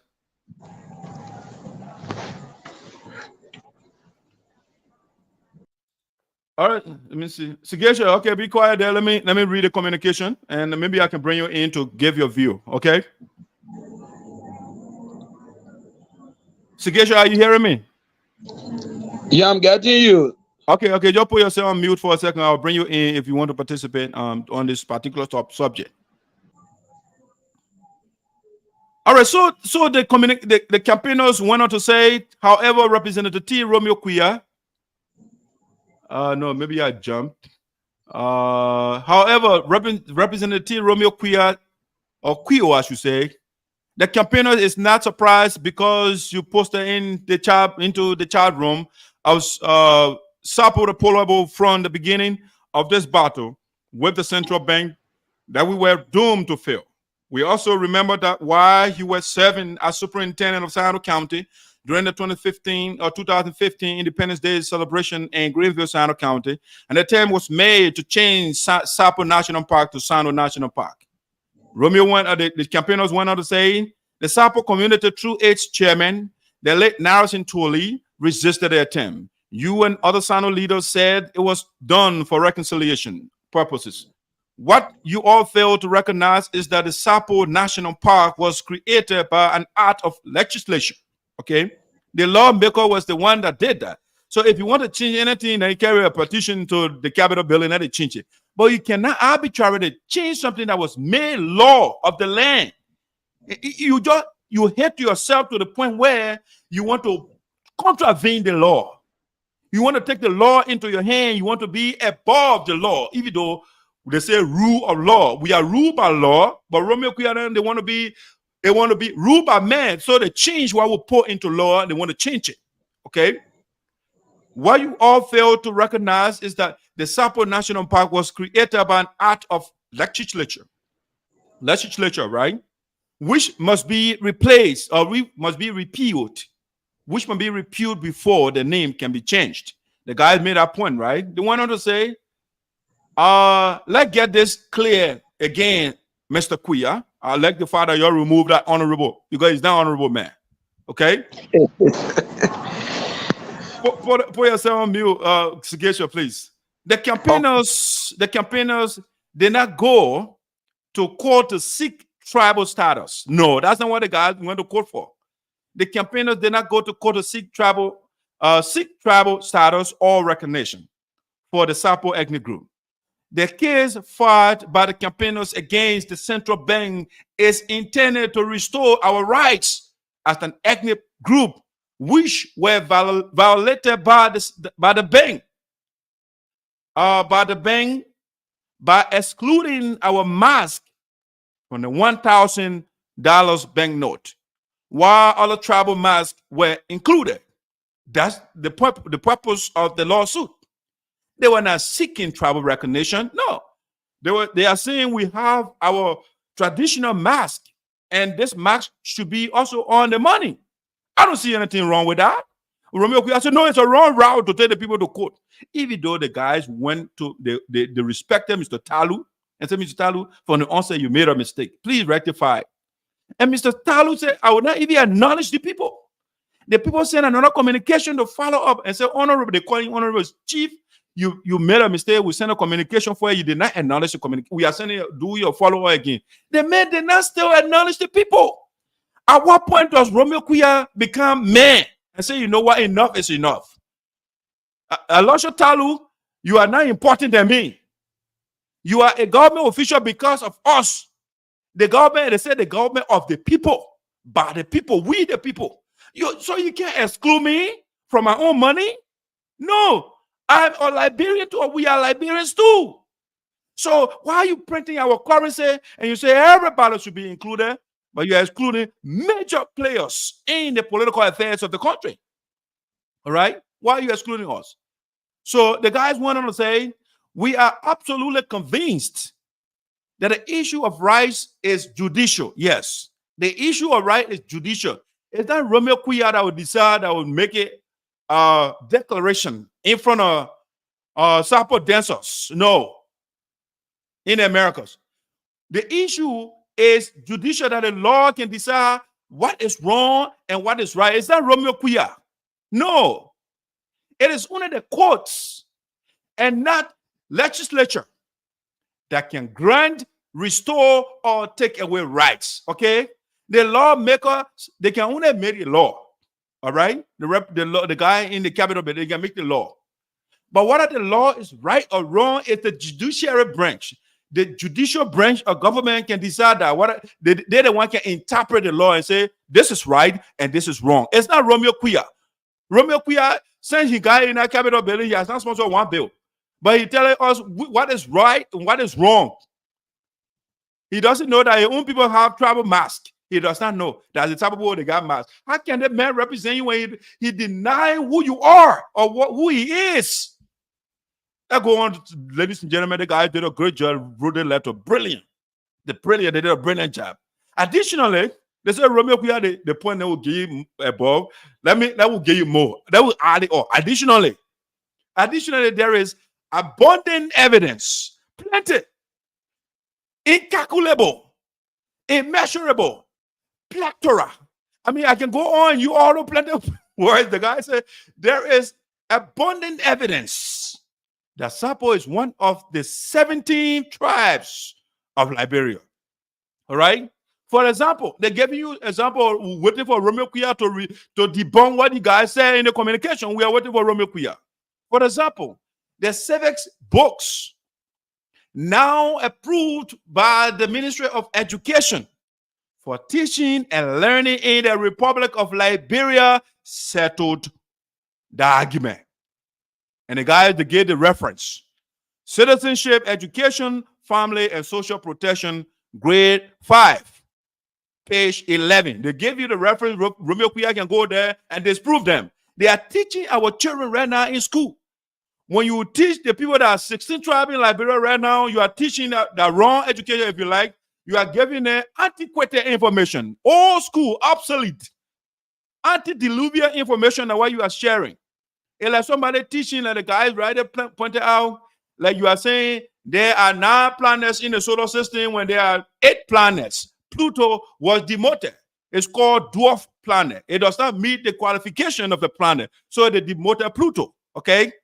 So it's the same thing. So if you refuse to upgrade, if you want to live in the antediluvian era, like the people like Romeo Quioh and say, oh, we want to get 16 tribes and that's it, then you are not growing in knowledge because knowledge is evolving.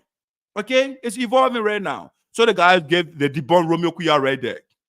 Interestingly, Representative T. Romeo Quioh or Quioh, you are the chairman for the House's Committee on Education. This man is the chairman for the House's Committee on Education, but he does not know that Sarpo is one of the 17 tribes of Liberia. Imagine that. So what can the guy properly opine on in the Capitol building when he does not know that Liberia has 17 tribes or ethnic groups? I'll let that word better. Okay. What opinion can he give for people, for someone also respect him when he does not know the basics They bear the fundamental that we expect him to know if he does not know it. So the guy said, interestingly, Representative T. Romeo Quioh, you are the chairman for the House's Committee on Education. To function effectively on that committee, if you are not aware, then please take a look at the national curriculum to see what is approved by the Ministry of Education for the purpose of educating the citizens of Liberia. Oh man, you can't get closer to me. Let me pull you on my back. Yes. Romeo Quioh said, you will be standing before the people. I'm a scientist. I'm a woo scientist. I'm a political activist. All the different things, but he does not know the basic. The bad thing that we are expecting to know, the rudimentary, Romeo does not know, but he's the chairman on education. What is he going to say? So the campaigners went on to say, usually, people who are reluctant to read, to update their knowledge on unfolding developments in society risk living in antiquity. Oh yeah, they're in a way bad day. That's why Romeo Quioh living right now. He's still away from Kenya town, wherever he's from. Romeo Quioh still living the Paleolithic era, you know. He's not living in our town right now. No, Romeo is in different era right now. He's different epoch altogether. So the guy took their time and educated this man when he does not know these things. What? The fifth grade student, they are going to teach the man who in the parliament, because the fifth grade student didn't know that there are 17 tribes in Liberia. Romeo Quioh in the cabinet building, he does not know. What? You serious? Usually, people who are reluctant to read, Romeo Quioh does not read. He is very, very reluctant. He feels that he knows everything. So he is arrogant. So he does not read. He does not read. He feels the people call him, they gave him Boca Stato, Dr. Romeo Quioh. So he does not read the literature out there. No, he does not read. Usually, people who are reluctant to read, to update their knowledge on unfolding developments in society risk living in antiquity. Romeo living in the past. Maybe you are still thinking that there are 9 planets in the solar system. Okay, Romeo Quioh still has that thought. No, sir. There are now 8, as Pluto was declassified as a planet. So it is in Liberia where we now have 17 tribes and no more 16. No, Romeo Quioh, we don't have 3 counties anymore. We have more than 3 counties in Liberia. Originally, there were 3 counties in the Republic of Liberia. And over time, the people, they partition, they divided. A lawmakers do that at their job. A lawmaker's job, they create counties. And so up to now, we're what, 15, 16? I don't know. Okay. So it's the same thing. The tribes, they are no more 16, they are 17. Romeo Quioh does not want to accept that fact. It's a fact. It's not conjecture. No. The campaigners would like to sound this caveat, okay? No one people can call the word caveat in like caveat. No, it's caveat. Caveat, not caveat. Okay? So it's a fancy way of saying warning. Okay? So the people are warning Romeo Quioh. The campaigners would like to sound this caveat that it will not be distracted. You know, Romeo Quioh, you're trying to distract us. In philosophy, there's a fallacy called red herring. Red herring is where you take somebody's attention from the issue being discussed. You know, I don't want to go into the history, but it came from the hunters. The hunter they want to distract the dog from the prey. Then they put something on the way for the dog to follow, and then that prey will go a different direction. You know, so that's why it came from red herring. So Romeo Quioh, we have a attack here, and Romeo Quioh is trying to distract us. He's trying to take our attention from the issue. So the guys say, no, Romeo Quioh, we are sophisticated. All right. The campaigners who like to sound this caveat that it will not be distracting. By your campaign, Romeo is running campaign, that's true. It will not falter. We will not shake. You can push us, we will remain stoic. We will be steady. All right? We possess what we call sang-froid. Or if you like it, another word, Romeo Quioh like BB Bowl. I mean, people don't know BB Bowl to Romeo Quioh. That's another word Romeo called equanimity. You know, when somebody possesses equanimity, that person cannot be moved easily. When somebody possesses Psalm 4, the person cannot move, they compose, right? That's what the people are, that's what we are. The campaigner would like to sound this caveat that it will not be distracted by your campaign and it will not falter or waver on this sacred issue.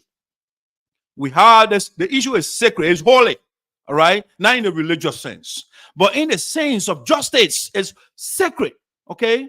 We have the mental strength, okay? Romeo Quioh, the guys went on. We have the mental capacity, all right? We have the mental strength and the intellectual tools needed to robustly defend the rights of the Sarpo people, okay? So we don't need Romeo Quioh to defend us, the man who cannot make a coherent argument. No.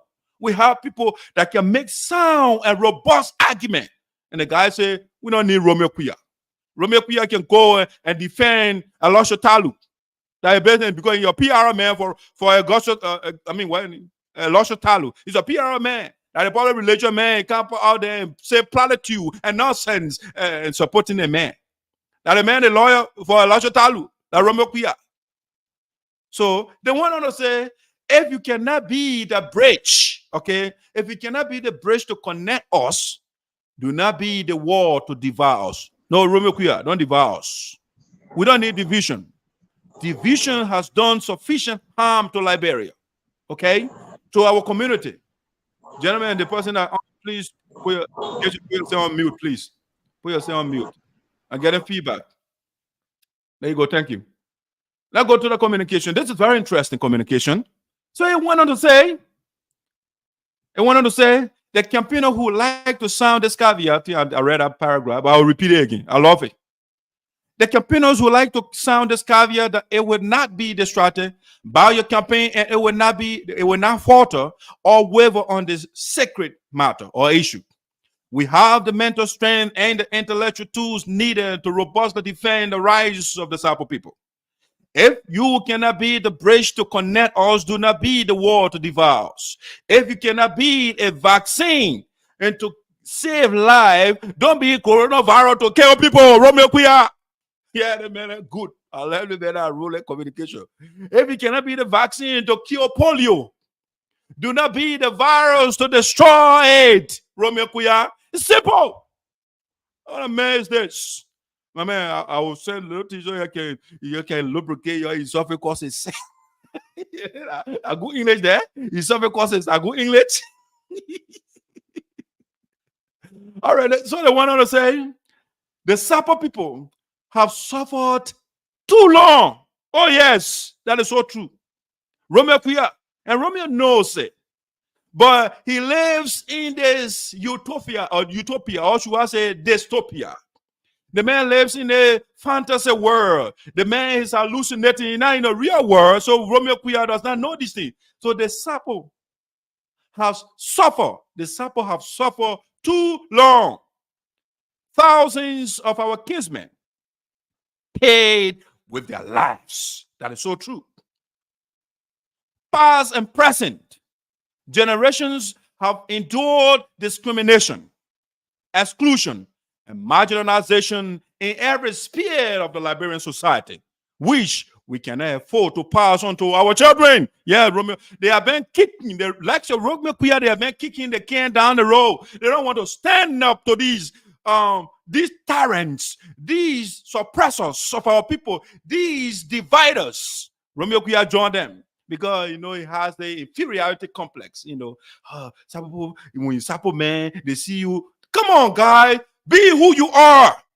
Accept your identity.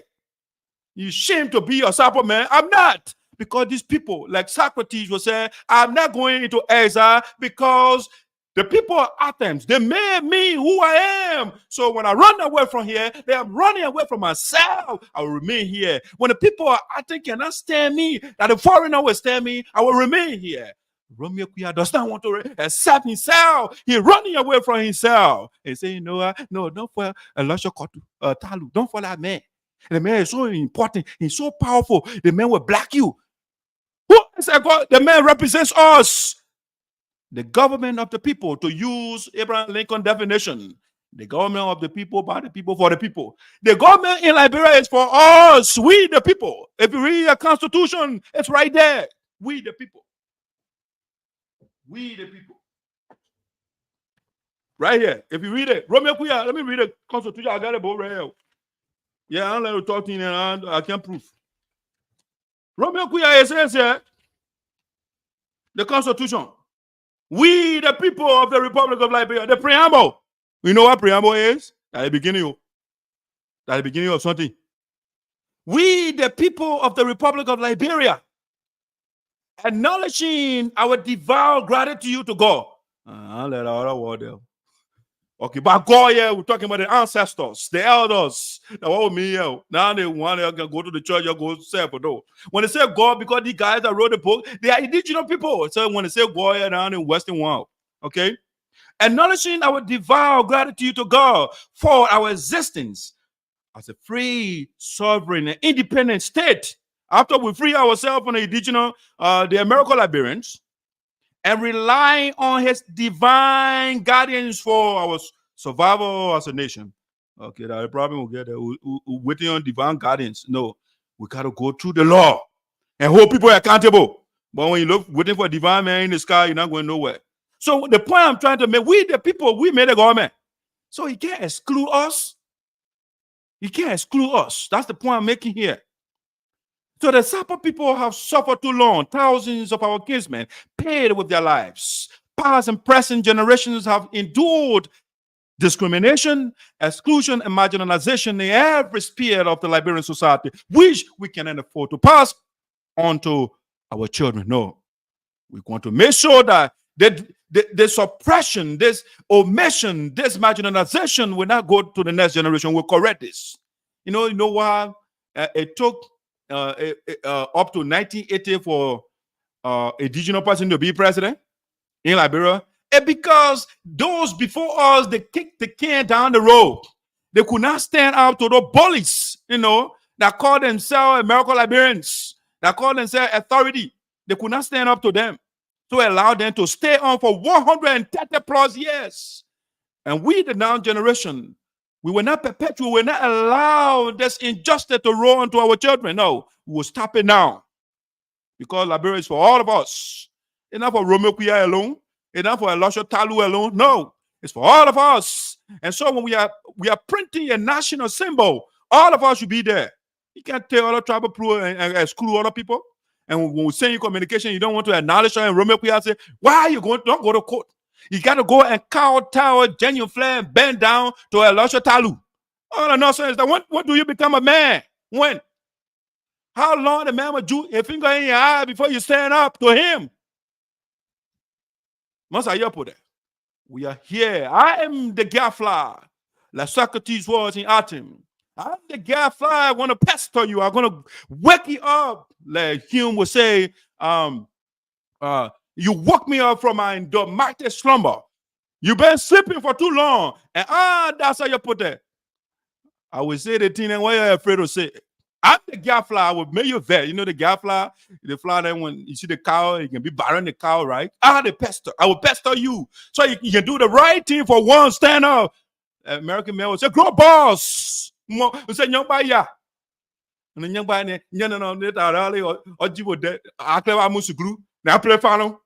who are you? What kind of baller man knows you don't know? You can read the alphabet, right? You say you PhD, man. And then your people are being marginalized and say, you're wrong for taking the man who excluding you. You're wrong, the man. Come on, what kind of logic is that? You're turning logic upside down here, Romeo Quioh. And that was a mistake. The people catapulted you to the Capitol building. It was a mistake because Romeo Quioh right now, they put $38 million in the budget right now. He ain't doing nothing, getting paid $38 million. And Sinoe County does not have a farm. They get community college $600,000. And they get $38 million. They're getting paid for saying nonsense. We were fighting in Liberia to straighten out things. So the point went on to say, the Sarpo people have suffered. Okay, I read that paragraph multiple times. So lest we forget, there are many challenges that are confronting our community. Romeo Quioh, the people telling you, he said instead of supporting that neo-American Liberian, that American Liberia incarnate they call Alosha Talu, instead of supporting and suppressing his own people, they have better team. Excuse me, guys. There are many challenges that are confronting our community, Romeo, that you can take on. And I will bring the challenges just now. I'll put them up there because you yourself said, and not me. I'll put the challenges up. But let me finish the letter. Lest we forget, there are many challenges that are confronting our community. Schools and health facilities are crumbling. You know what I mean, Romeo? They're crumbling. They're breaking down. They're falling apart. Those are the things that you're supposed to be talking about. There are people in Wacha, so they can get the children there. They can get good school.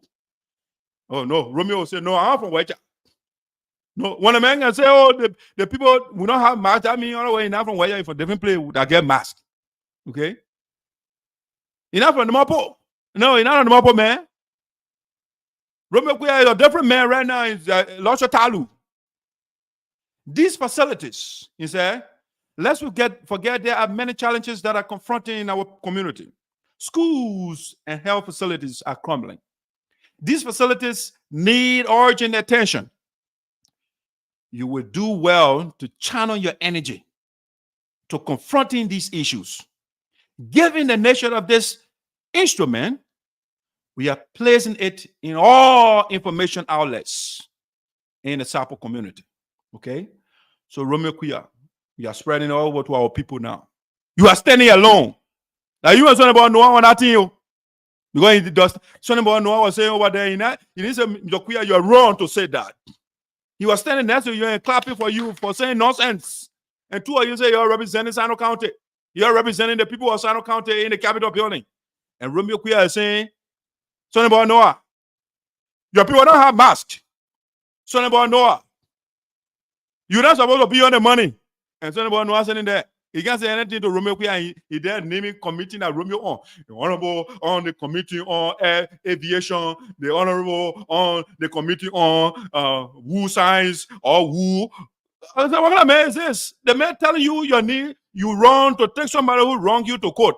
And you're telling me what kind of committee you on. Okay. So the other thing that's important to that man. So, but I love this communication. So the guy said, thank you very much. Sincerely yours. For campaigners. Brian Philly Wakoko, national chairman. I wonder what is he define need the other day Wakoko. Coco. In Sarpo, when they say coco, there any coco, that means it's strong. It can't be moved, right? Any coco, any coco, any bobo. You know? So what does it Quioh? What does it mean? Who can tell me who the type of man are following anything that can give me the definition of Quioh? Quioh in Sarpo. Let me see what I can use my little etymology, Sarpo etymology. Quioh.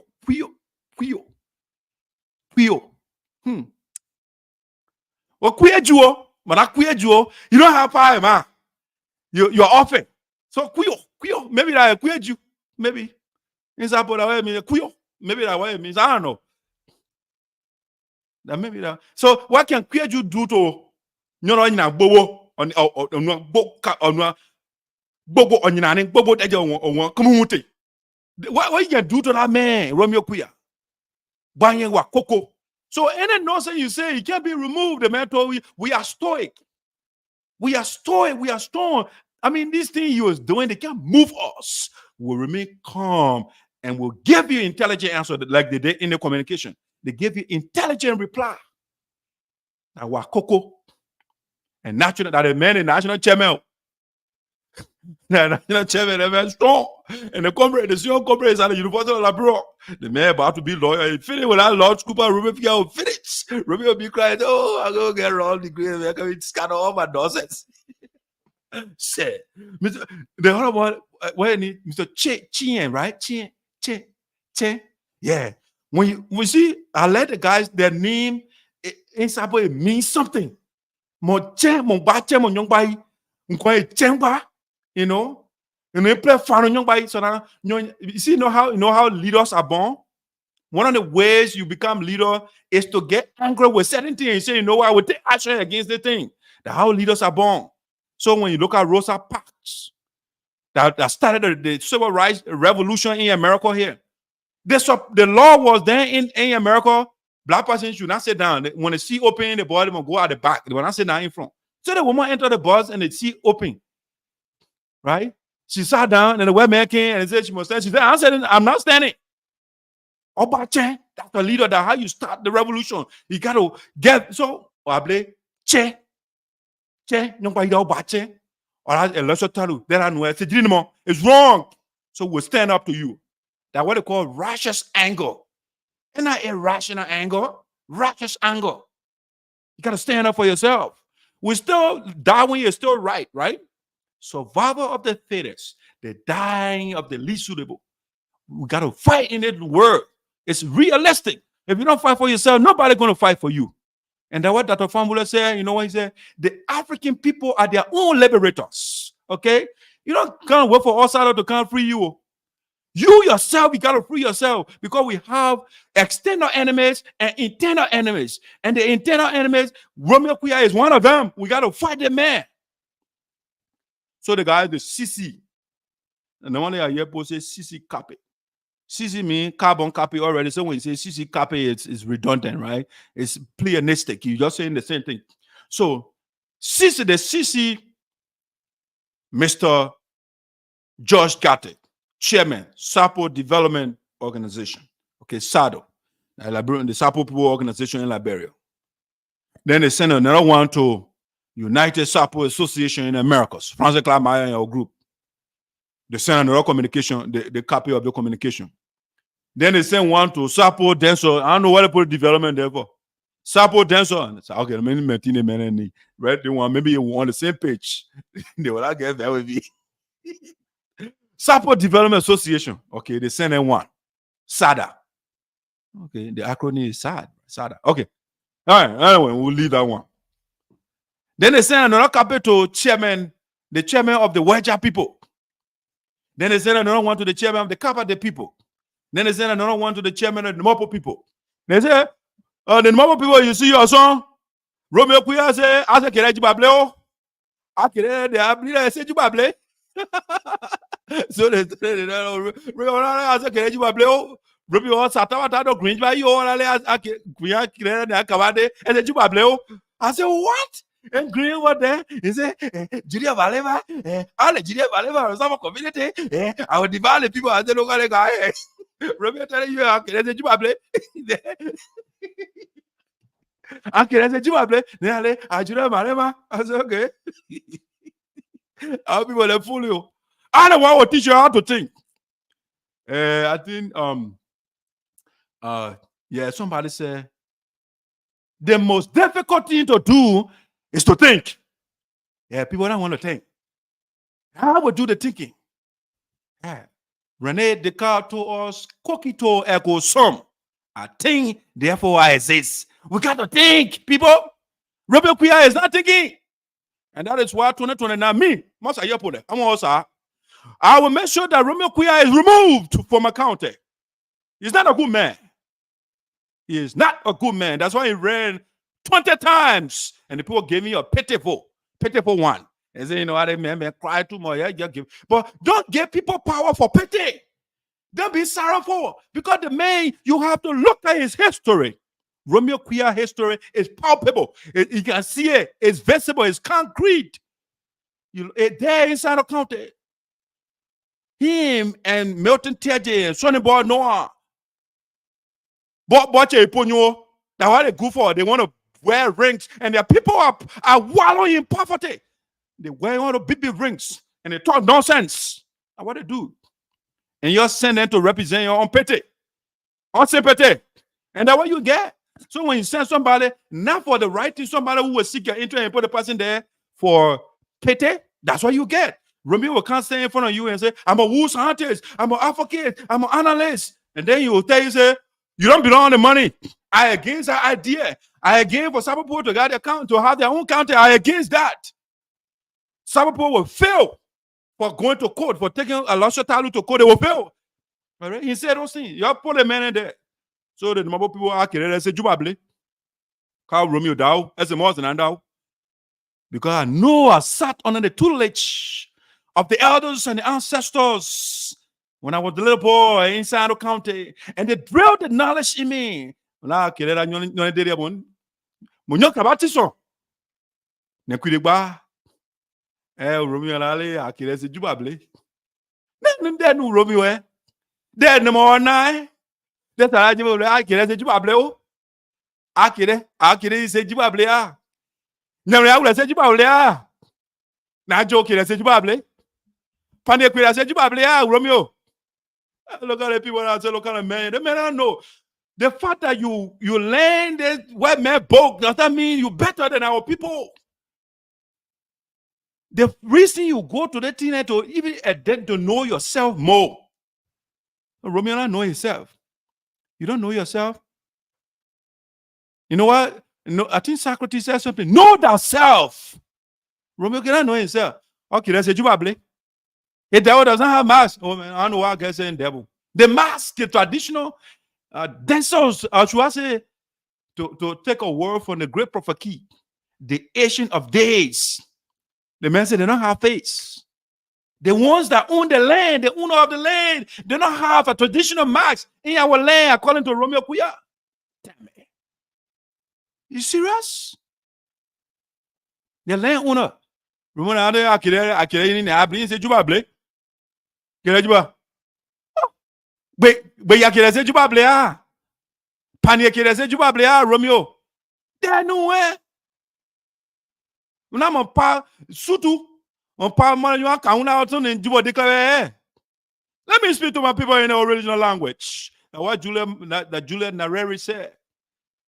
If you want for the people to understand, you speak in their language. So I gotta speak the language of my people. Ajura no tabata. Kwana onya anyo said there no ado. Ajia jbai no nerale akire se Jubable. Ase kwa ayo guria koni o nyimu klebe trap nyimu klebe ni audio labro oni o guria dere on po aso oni e kon e Romeo ase Romeo ale tawo nyibo e kon e because on se kere Jubable ala le tawo nyibo mo aje wa count ble but pato nyumble anje wa count e crew nyumble grand crew count e Romeo ale no tawo nyibo on se anje wa count ble mbo ble. You said that there are no pay no more now no more Guyan program now conquer I mean Otaven sales rules are no one your borata GL. Well now no more mole. So was Atawa that do Otaven Otama our president. Otave at new Kaip was a Jibable. The Otat Totale Jurale Kaip say Jibable. Joke as a Jibable. By what in the other government mass dancer, Natano G. Ever say Jubable. So the man, the post CC, the Drawson people, the Sinkom people, the Putu people chairman, and then they send one to Ojuku Nyepa. Well, Ojuku Nyepa is the Ekamo man in one piece. I want peace too. Yeah, but anyway, Ojuku did well the other day. He called the people. And by the way, during the SADA program, the only speech that makes sense to me that Ojuku speech. Yeah, Ojuku only one that makes sense. But the Sonny Boy Noah, the Romeo Quioh, did not make sense. They were just talking. Sonny Boy Noah said, "Hey, I'm coming to America and I'm bringing 2 persons with me to hold my bed." I thought, then you know, then the one now they carried up billion.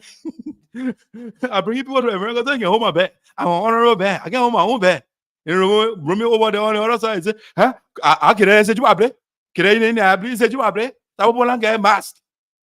They're not to are against whatever they stand for.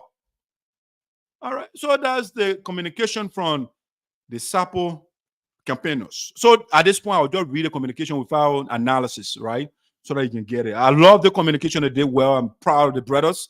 I'm very, when they have sister too, I'm proud of the sisters that are on board, or sisters. So the Sarpo Campaigners, Barnesville, Monrovia, Liberia, April 9, 2024. Honorable No, Dishonorable T, Romeo Quioh, Representative, District number 1, District number 1, part you're finished. You don't get no representative over there. That man is a matter occupying space. Yeah. Your district number 1 is not represented. Romeo Quioh would not say anything. Just look at all of them. District number 1, district number 2, they are not represented. Those guys don't say anything in our Capitol building. They just say it now. They're waiting for that 38 million to come so they can share it. Yeah, hopefully the man will not approve that thing. All right. So the communication one more time. The Sarpo Campaigners is embarrassingly troubled by your recent statement as guest speaker at the groundbreaking program organized by Sarpo Development Association in America, SADA. We are troubled because this statement has all the ingredients to undermine the effort of the campaigners to correct the wrong meted against the Sarpo tribe by the Central Bank of Liberia. While we applaud the stoicism of the Sarpo people, we will not hesitate to confront those who, by their actions or inaction, threaten the very existence of the Sarpo nation. They said the campaigners is constrained to remind you that you do not represent the Sarpo ethnic group at the legislature. You represent electoral district number 1, Greenville, Sinoe County.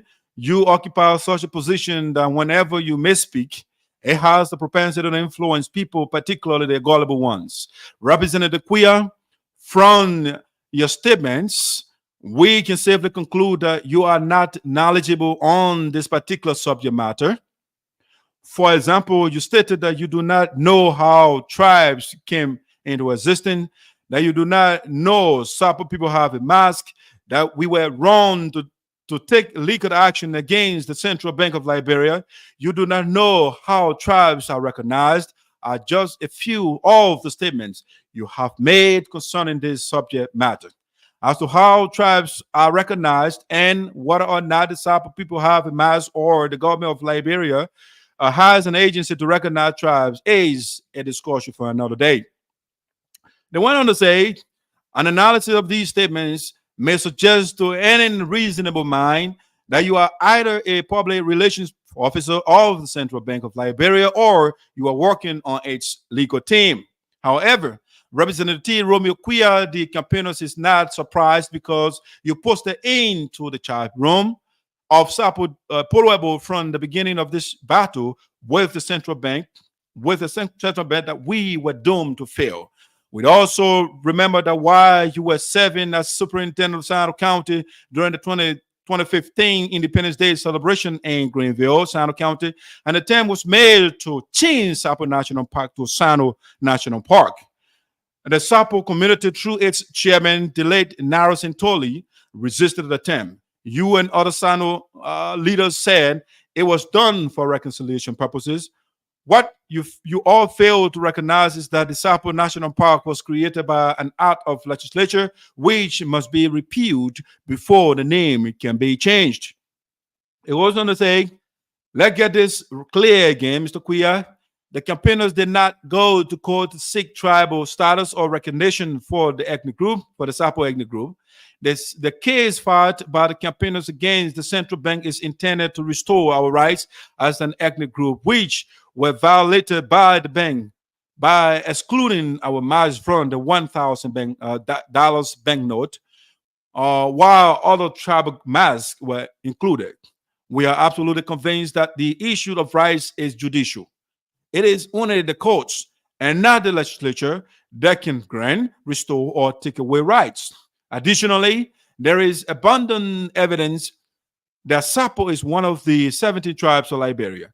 For example, the civil books now approved by the Ministry of Education for teaching and learning in the Republic of Liberia settle that matter. Citizenship, Education, Family, and Social Protection, grade 5, page 11.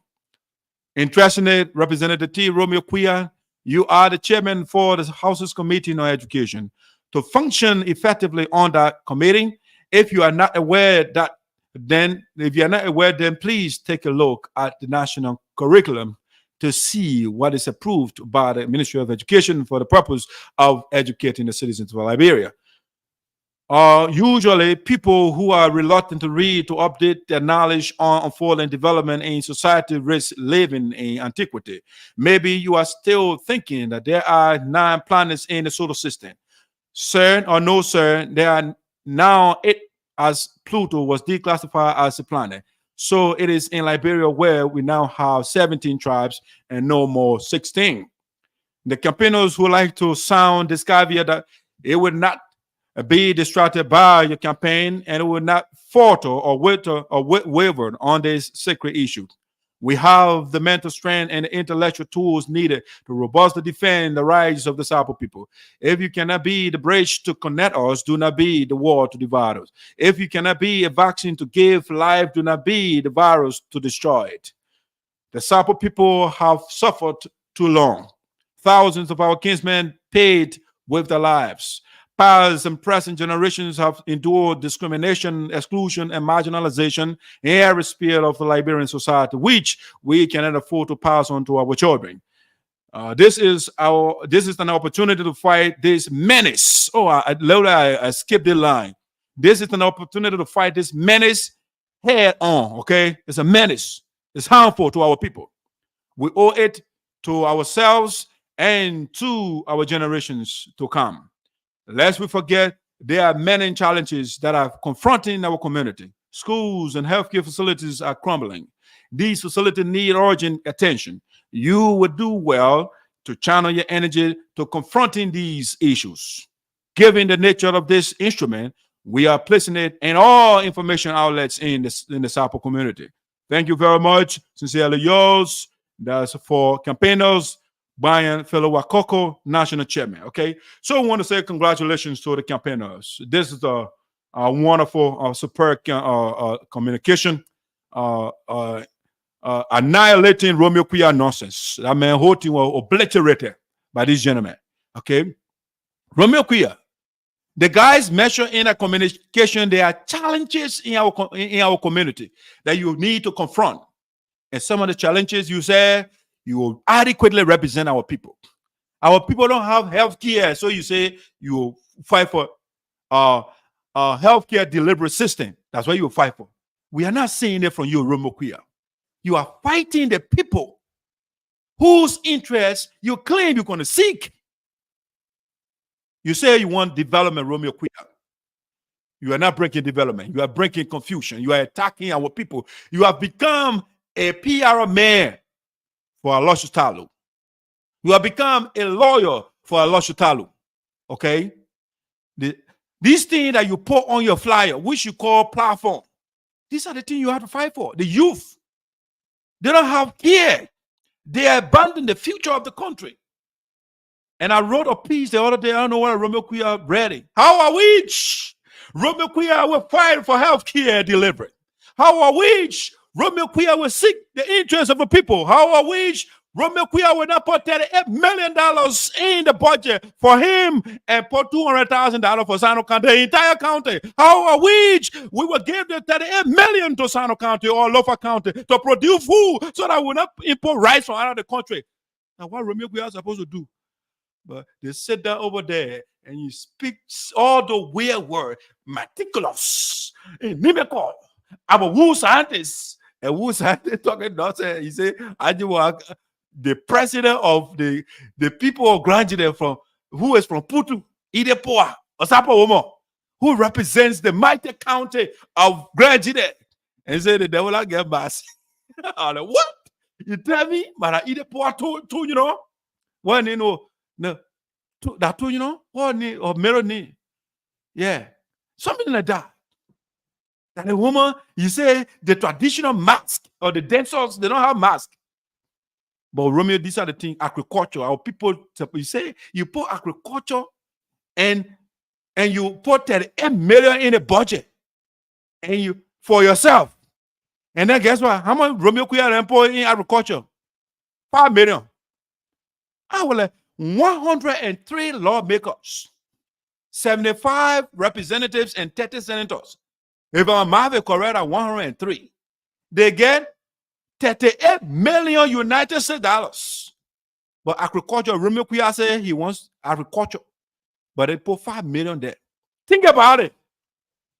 That is why Liberia is not making progress, because we pay people that do nothing. To use that Martin Luther King was.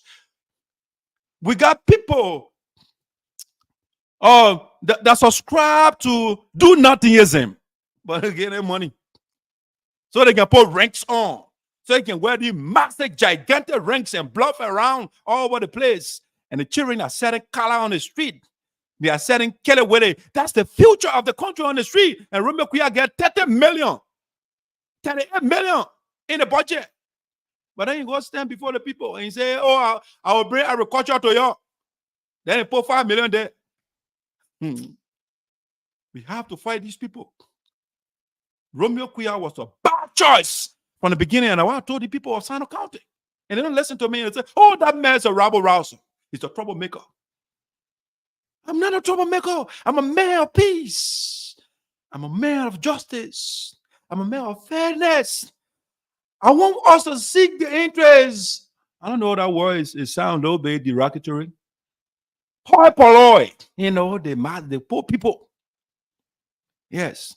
But no, Romeo Quioh, you not hear that man talking about the poor people. I didn't want to get the lion's share of the budget.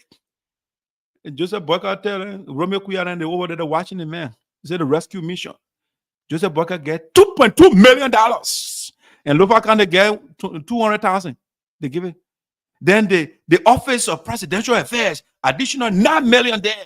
Then they say, oh, but we'll bring agriculture to the country. They put 5 million. Yes. I wish you can put some over there. Overnight, people will run away. Romeo Quioh will run away from over there. Yes. You got that thing what they're doing over there. Liberia, we need an iron fixed, a benevolent dictator to do things for the people. We need a Lee Kuan Yew in Liberia. We need a Gerald Rawlings in Liberia. I'll bring Romeo Quioh and we're going to put money in their bank account. People are suffering. All right, guys, I want to say thank you for joining Voice of Sinoe in the Diaspora. Let me see some of the comments that are coming in here. Before, please pop up the number. The number is right on the screen, though. Let me put it back again. Yeah. Well, Romeo Quioh. Yeah, the number is right there. Or you can call through Messenger if you can get through by the number. All right. But now let me go to another subject. Romeo Quioh has been demolished by the Sarpo Campaigners. The man is now sobbing, crying, wailing. WAILING. Let me see. Yeah, let me go to the next thing here, ladies and gentlemen, that we want to talk about on the platform tonight. Romeo Quioh is a disaster. Sonny Noah is a disaster. Sonny Noah is bringing a slave then to hold it back. So you're going too important to carry your own bag. Sonny Noah, they were running around here. Bar road medicine. So we are bar road medicine. That man there, he took out his own shoe. That good road there. Yeah, you know what? We are the bar road medicine. Sonny Noah took out his shoe to walk. He couldn't walk with a Gucci shoe in the mud. So you got to take it up. Yes, I man you put there. I see this man there. You put the rescue mission and rescue mission to and say, no, we'll put the people outside. And we'll break down, we'll carry bulldozer and demolish your houses. Labrador is in catch 22. Wherever you go, you're suffering. Yes. That catch 22. They're like hunter and the bird, right? You heard that story? The hunter and the bird. The hunter saw the bird and pointed a gun at the bird. The bird said, giving your part die, you know, giving your man die. At the situation we're in right now. All right, now let go to the next thing that I want to talk about. Having so now another thing that I'm happy about, which is a breaking news. I'll be right back. Voice of Sinoe here, Esoteric. I'll be right back.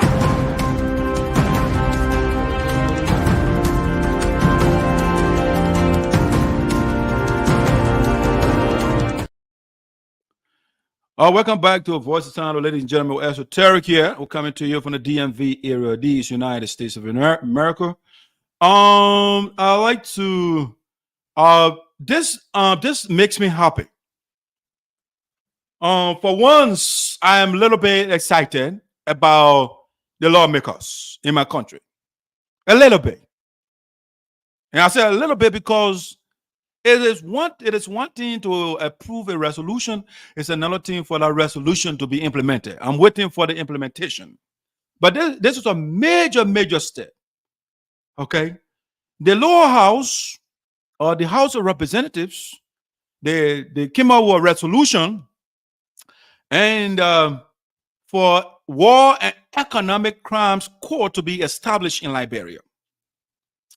And they sent that resolution to the Liberian Senate. and the resolution was approved. 28 senators signed up for it, including Prince Johnson. So this is a step in the right direction. Because 250,000 people cannot be murdered. Oh, yes, I used the word murder. I didn't say killed. They are innocent people. All right? 250,000 people were murdered. All right, so guess you're welcome aboard. I've been monologuing for a little bit, so let me give you a chance. If you heard anything, if you want to say something to what I said, you can go ahead. So let me say good evening to you, Esoteric, and how is the United States of America? Pretty good, pretty good. But before you go ahead, ladies and gentlemen, our viewers, we want to say happy birthday to my co-host Sagacious, about to turn 14 pretty soon. That on Sunday, you'll be turning 14? Yeah, on Sunday. Okay, good. So I want to say happy birthday to you in advance. Yes, we'll be part of the celebration pretty soon. But go ahead. Yes, and also would like to inform our public that the Voice of Sun in America, by God's will, on Monday, will start to run our usual platform, that is, bringing our newscast in the evening to bring you up with happenings in Liberia. So we are happy for that. And I'm listening to you keenly. And I read also the communication from the campaigners. That is laudable.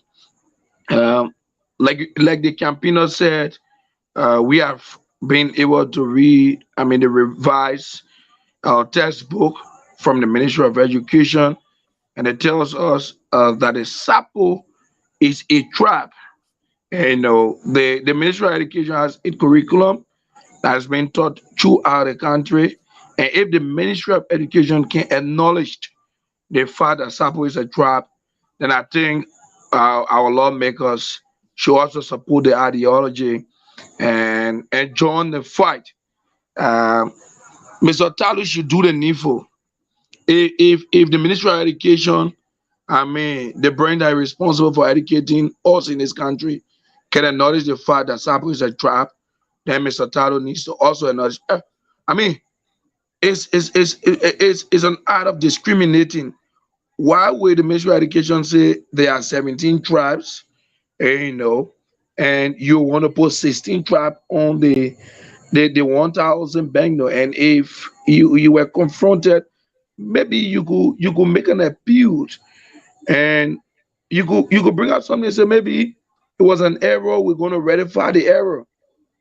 All right. So it's not just about on Thomas Romeo Quioh.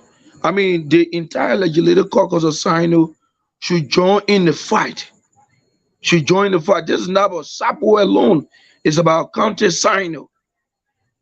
There's no problem with having two recognized tribes in our county.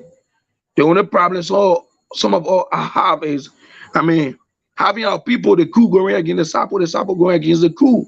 It's our problem. It's not a problem having two recognized tribes in the county. And so this is not about Thomas Romeo Quioh. It's not about Sonny Noah alone. It's not about the campaigners. It's about all of us as Sanoans. Let's join in the fight.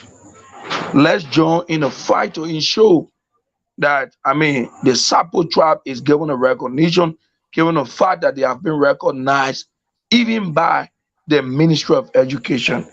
And so I must say kudos to the campaigners.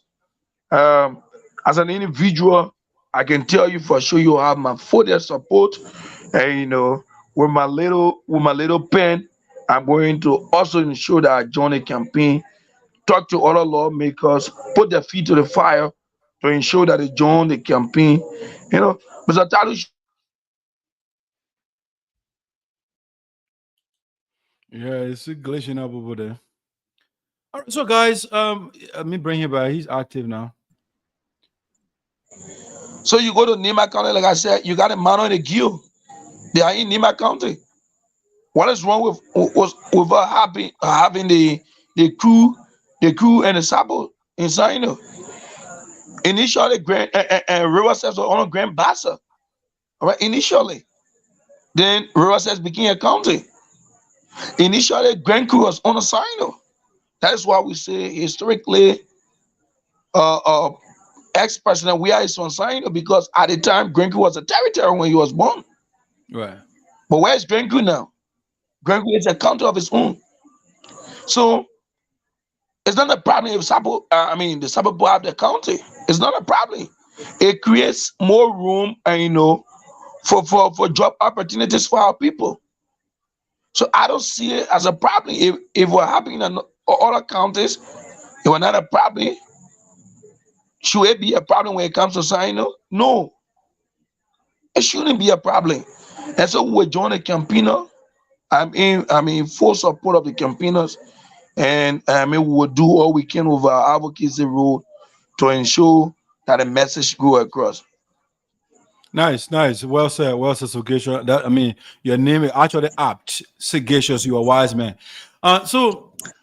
Sagacious, let's also talk about the major milestone in our country with the first time, I don't know if it's the first time or the second, but so far, the resolution for the establishment of War and Economic Crimes Court in the country. To me, it's a major development, because those victims, those alive and those that are dead, they need justice. So I was elated, at least for the first time. Like I said, I'm happy. I'm impressed of my lawmakers, for them to finally say, you know what, let something be done about the rape that went on during the war, the amputation that went on during the war, the young lives that were taken during the war, the perpetrators, those people that carry on the mayhem. Let it come and face the table of justice. Let it come and stand and defend themselves, which I think is fair. The victims of the war,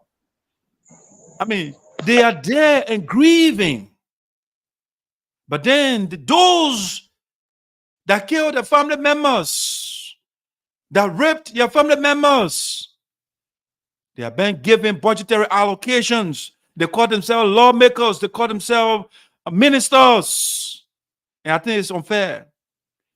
The victims cannot be, the perpetrator cannot be compensated for his crime, basically, that what's going on in the country. And so, you see, Sagacious, we are not talking about America, because America, one guy came from Liberia one time when I was in Minnesota. We went to a store called Cap Food, right? It's a grocery store, right? So we came from there. And the man he had just arrived from Liberia. Yeah, the man just came from Africa, right? And the man said, for a little bit, there's something I've been playing on your mind, apparently. So he said, he looked around for a long. He said, I thought America was hanging up in the air, but So the point I'm trying to make is America is no different from other countries. What makes America great is her ability to enforce her laws, because the purpose of human being, we are cruel. We are terrible creatures. We are the most diabolical creature on planet Earth, human beings. So if you read, for example, Thomas Hobbes, Leviathan, Leviathan, they created this monster to guide all the people, because if you just leave human being alone by himself, he will crush the other people, So he needed a Leviathan to come and protect everybody, but everybody will be looking up to him. So laws are established to hold us, to alter our behaviors for certain things that without a law that we do, so we can do them. So if you like, for a deterrent effect, But for these people to murder, and then they get paid, they call them honorable, it bothers me so bad. So for once, I am happy that our lawmakers, they are coming to themselves. And I'm happy that President Johnson himself signed for war and economic crime code to be established, even though he had a press conference. Oh, I was bamboozled, I was manipulated to sign. Okay, the out of the matter, you signed the document, which is a good thing.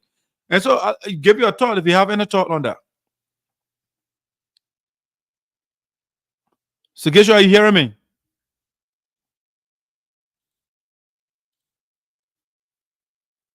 Are you there? You put yourself, you are on mute. You are on mute. You are on mute. Oh yeah, that's a rescue mission internet over there, so you have a lot of issues. But I mean, I personally, like I said, I am so happy for the establishment of the War Economics Crime Court, because some of us, I mean, I'm not alone, a lot of us were victimized. Some of us, our childhood was taken away. We grew up in the forest because of these war laws,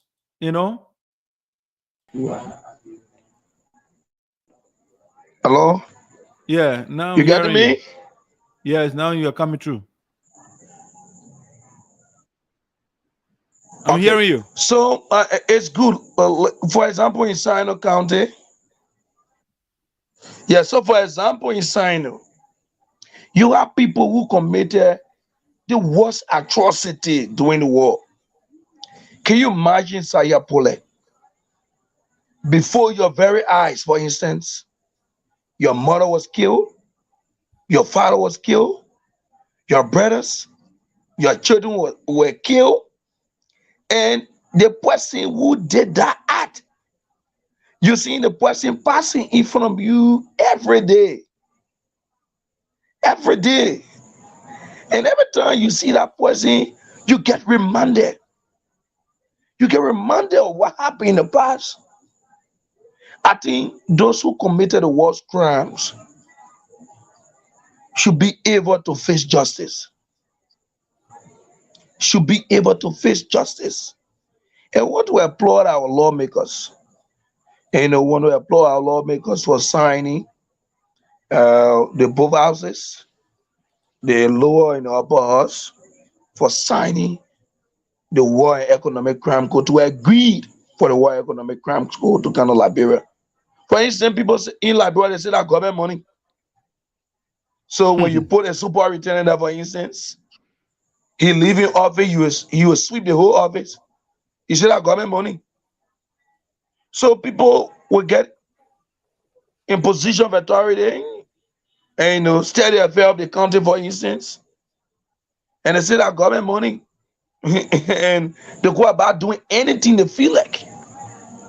So people should also be held accountable. People should be held accountable.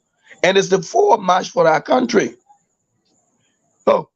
ESOTERIC and our viewers. If you go to Sinoe, it's not just limited to Sinoe. Throughout Liberia, there are people who committed the worst crimes, but they are on this cannot pay. They say, some of them say they are religious people, they are pastors. And after all, they have killed innocent people, murdered them in cold blood. They kind say the pastors. For example, look at a world lord, Prince Yerugwe Johnson. He's a pastor. He has a church. Yeah. And he's using God's name now after he has committed crimes against humanity. So it's important that the War Economic Crime Code come to Liberia so that Yeah, that man is fighting. The internet is horrible in Liberia. So Super Sagesha is right, but you see the thing about the resolution of like two things in it. So you have the war, and then you have the economic portion of it, and that is excellent. When I just say, okay, well, let's go after the war criminals, they are also going after economic criminals. So by economic criminals, those are people especially in power that the people entrusted with our resources, the money, they put in the budget, and the money, they will squander the money, or they will use the money to build their own houses, or they funded the money out of the country and put it. And people, children are not in school, and children are hungry. They're suffering from kwashiorkor. They're suffering from malnutrition. I mean, elders don't have any. I mean, like the elders no care for them, right? In America, I look at it. Yeah, the country is great. If you are even disabled, the people include you. Your Capitol building in Liberia, when you are disabled, you stay down because you can't go upstairs. No elevator in the first place for the people to go upstairs. Yeah, they wait in the garage, in the parking lot of the lawmakers. You know, even though the lawmakers, they represent them. How do you see your lawmaker if you want to? But if you are disabled in Liberia, forget it. You can't go upstairs. You're going to stay wait for them in the wheelchair downstairs. Okay, in Liberia, I mean, here, the people, even the public buses, they got this hydraulic system on them. When they come there, the bus will come down lower, and the people will get inside and they carry them. See, they create room for everybody.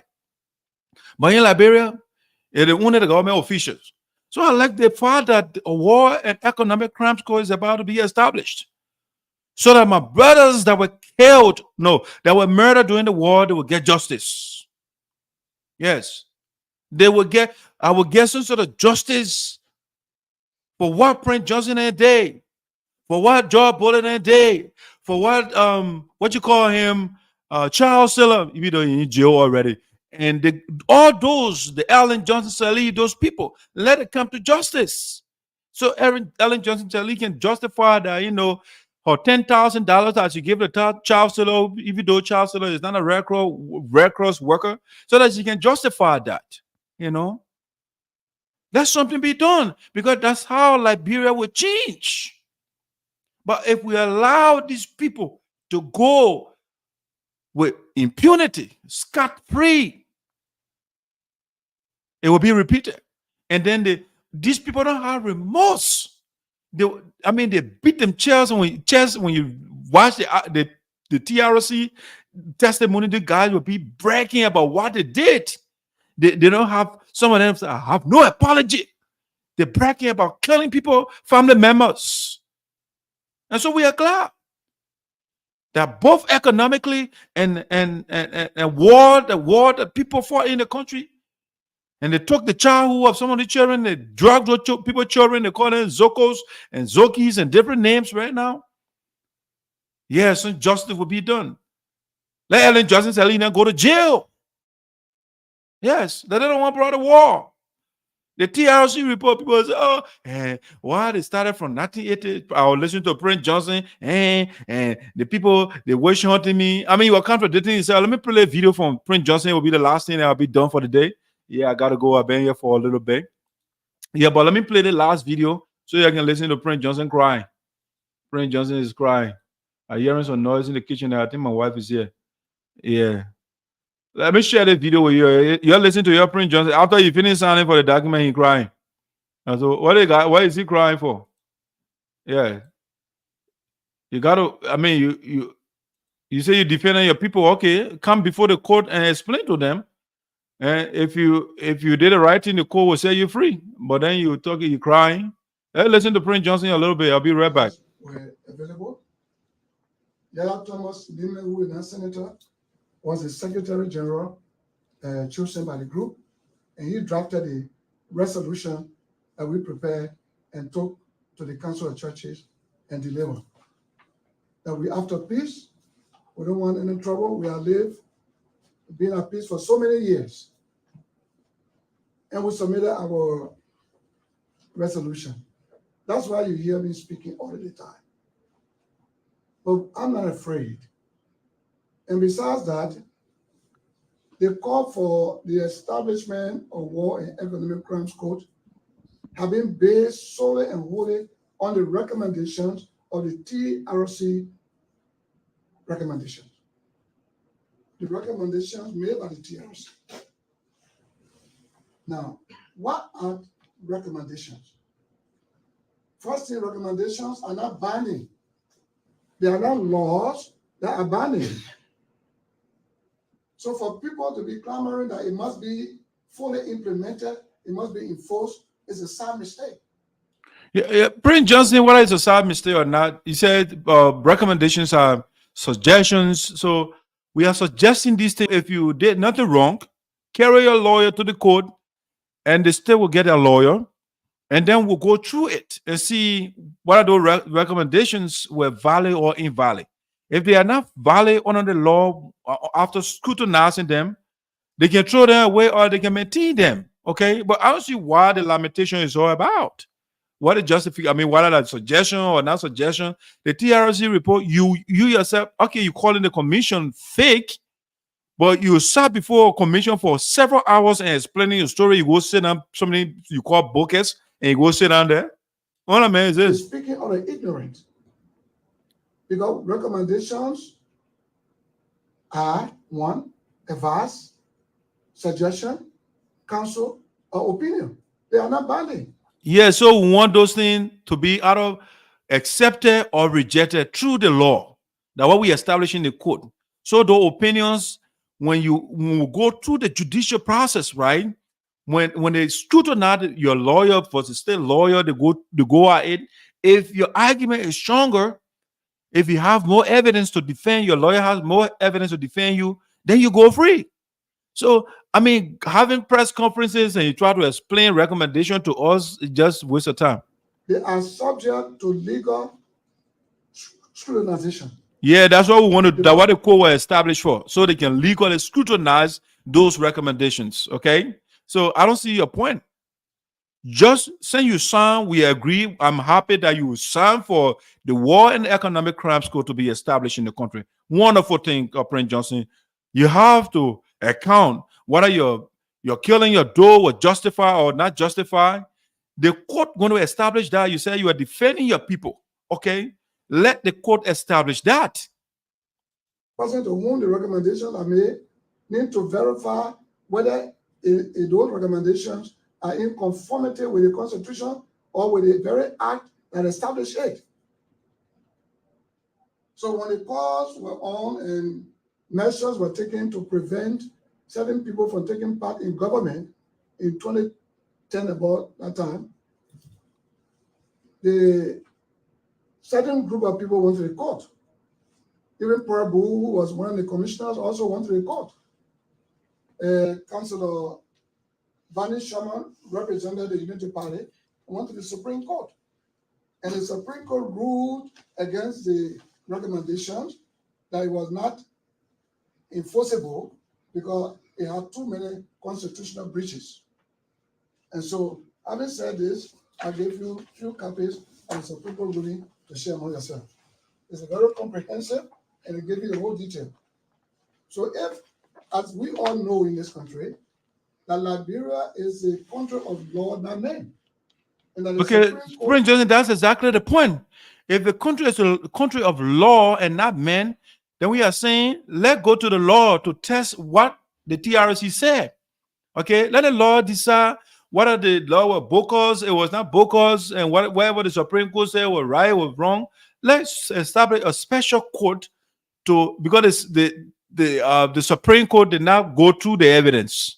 You know, there was no argument made for those things. So when we establish a special court, the special court will go into the details of those things and see whatever you are saying is the right thing or it's not the right thing. You know, but I think Prince Johnson is just pussyfooting for no reason. Arbiter of justice. If the Supreme Court rule against recommendation that contain biases, you know, and say it is unconstitutional, it is unenforceable, and you in the House of Elder want to enforce it and do something to the contrary, then to me. But Prince Johnson, you are in the House of Elders and you sign for it. Why we can't enforce something that you sign for? You sign, you say we just establish the court.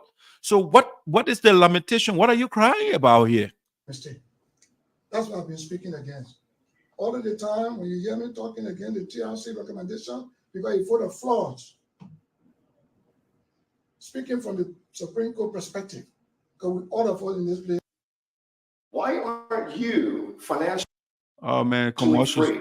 Why spend all of your time at your job and miss out on all the fun of life? We have the ruling. So I gave you copies for distribution, and that is why I've been speaking. Today, resolutions were brought on the floor. You all were there. It was sent from the lower house. Nimba County that I represent is a county. It's not an individual. So bring the resolution to the county seat or office to either reject putting signature or accept to fix the signature of whoever represents the county. They did not do that. They did it like a conspiratorial maneuver, which I consider to be. That's why in the present, when all of the counties are signed through their senators, I had to ask the protest, where is Nimba? Why you did not bring it to us to accept it? But you said before all the counties, right? So what is conspiratorial about that? If you said before all the counties and all the other counties they gather and their representative is signed, and you say, where is Nimba? They have to make a come to a special office of Nimba. When you are in the Capitol building, you are part of the deliberation. So I don't know what Friend Johnson is arguing here. Signing, or to reject it or not signing. But you decided to sign. You had the option to reject it, but you did not go with that option. You accepted it. So what are you saying? Why did you leave the Nimba County out?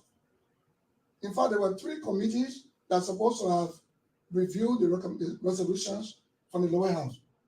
The Internal Affairs Committee, of which I am a chair, the Judiciary Committee, and the Security Committee. But when the 3 committees were named by one of the senators to be, when the Internal Affairs Committee was named to be included, the pro tem Yombi Kanga said, no, it shouldn't be included. But the committee had 9 or 10 members. So the committee is not Prince Johnson. So if I had to recuse myself, because the whole thing had to do with me, then what about other people like Sinoe and why they couldn't go there? They completely left out the committee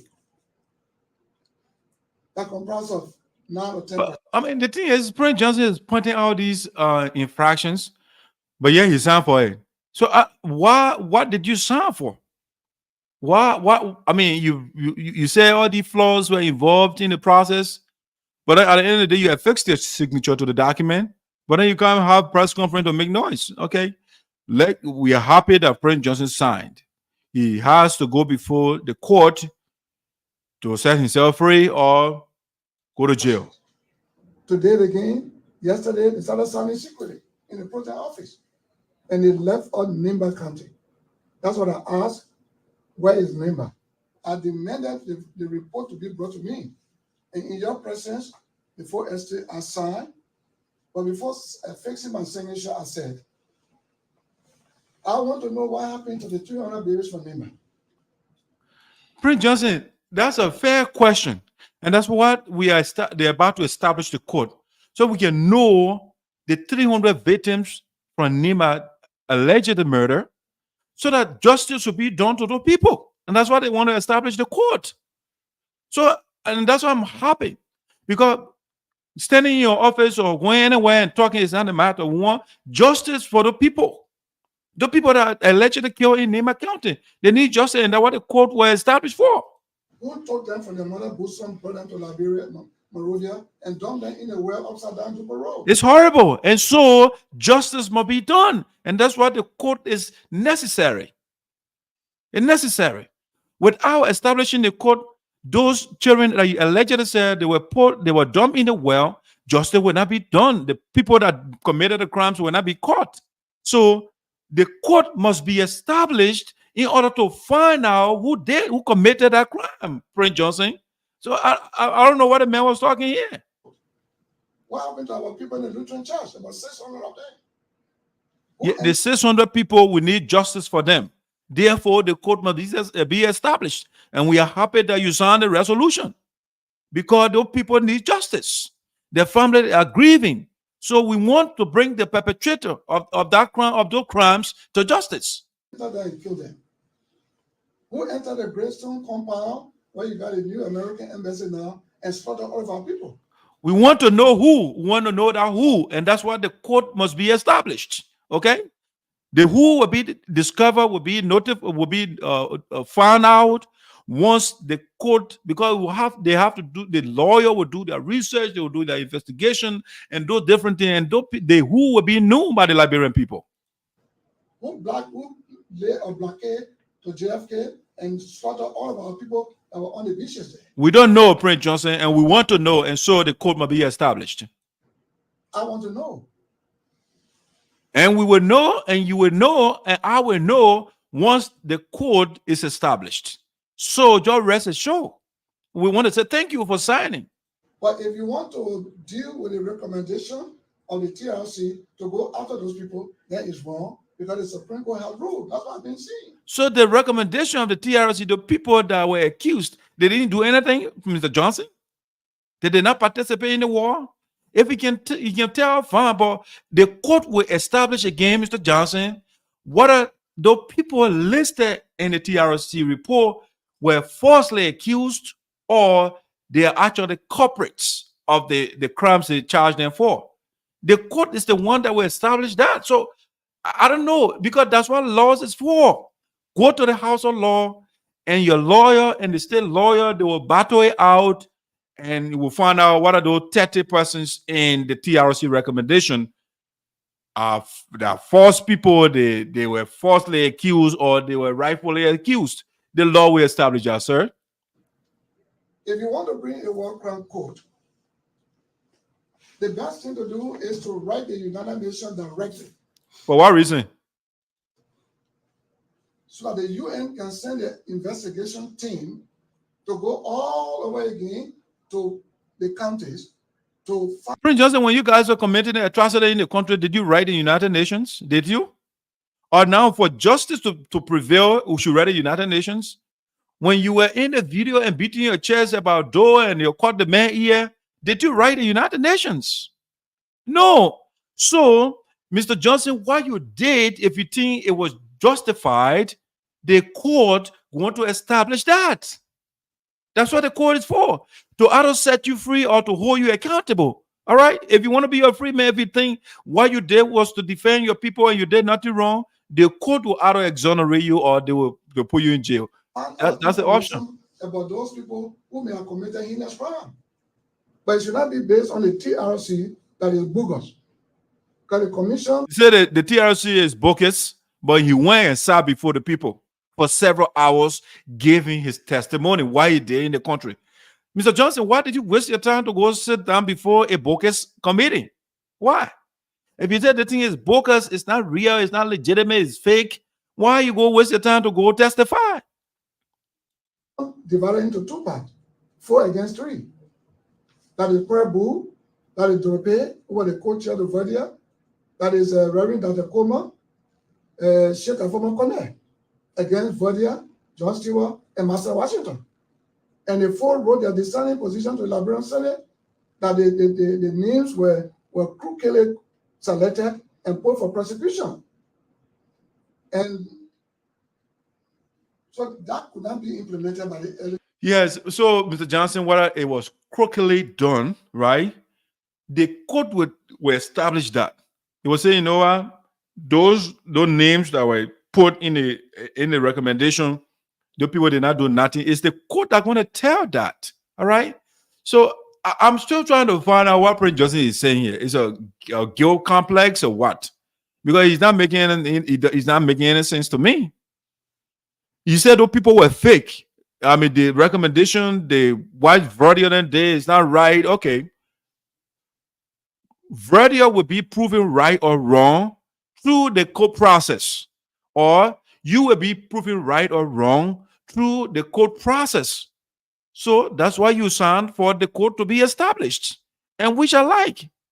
The prosecutorial part of it could not be implemented because people's names were selected by the Verdier group against the other 4. Yeah, but Mr. Johnson, when people go to court, right, when the judges, the lawyers, they argue that case, the justices, they will vote, right? You know, the majority will be for or the majority will be against. So it's still the same process. So when it goes, the names that the people put forth, after the argument, it will have to be voted upon to see what are the people Maybe they will settle. They will get a juror to vote on the matter to see what people accuse they actually did that, or the evidence adduced is cogent or not cogent or is not sufficient. The juror will establish that, right? So it still has to be done on vote. So you ought to be majority vote or minority vote. Okay. So the same minority and majority process is what the court does. So it's not absolute. It can't always be majority. Everybody got to agree on something for it to happen or to be true. We can have a law pass. Something pass into law, but if you want vote margin, it's majoritarianism we subscribe to. So I don't know what Prince Johnson is crying about here. This is where we are. But if you want to deal with the World Crime Court issue by using the recommendations, and that is the best way to go, I would say no. Okay, what is the best way to go, my man? What recommendation should we use? Your testimony, you participated in the war, and you gave us your testimony. Shouldn't we use your testimony and take it to court? It's not your testimony is not genuine. We can't use it. You are a major player in the war, and you gave your version of how you murder people, the role you play in the war. So we're going to take your voice to court. You're recording that's good evidence. The juror now, the court will decide whether Prince Johnson is innocent or he's guilty. I said all the country has signed. Let me go ahead and sign. Okay. After signing the document today, we are watching to see what will be the outcome. I'm here. We want to see a good outcome because Prince Johnson does not want the law for the thing to be enforced. So right now they are fighting on cover. They are fighting so it can be actualized. But hopefully, President Boyka will push the thing for it to come to fruition. That President Boyka will have to publish an executive order to establish the court and to go after us. We are also here to see that. This is a national. This will be a major milestone for President Joseph Boyka to pass the executive order for the War and Economic Crime Court to be established in the country. Prince Johnson got to tell us where he got the money from to build Prince Johnson PYJ University or Polytechnic in Nima County. These are some of the things we want to know. If you get the money legitimately, of course, you can go free. But we want to know where you are getting millions of dollars from to build a whole university. We want to know that, all those things. That's all that what the court is for, is not just for the war, it's also for the economic aspect of it. U.S. sanction you for corruption, or pay and play, whatever they call it. So you have to go to court for all those things. So you're only thinking about just the war aspect of it. You're not talking about the economic aspect of it. Security issue, and we want peace in our country to be a matter of continuity. Yeah, peace cannot exist in the absence of justice. The two must coexist. They should happen simultaneously. All right. Peace without justice is chaos, because the justice component holds people accountable for their action for what they do.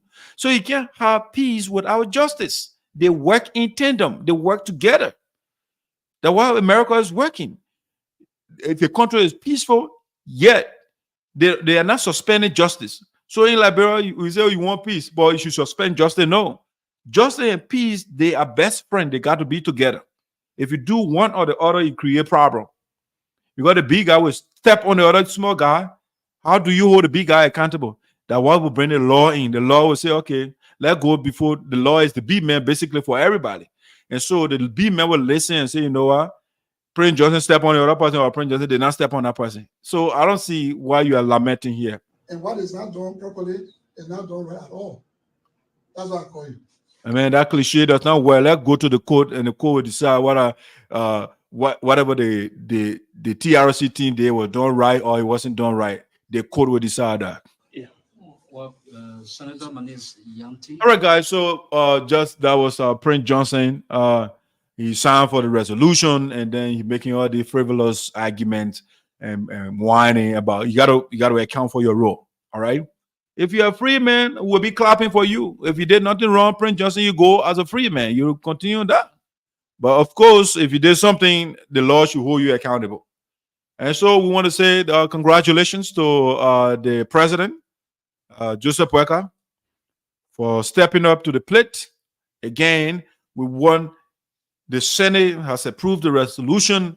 I think the Senate need to lower house for concurrence.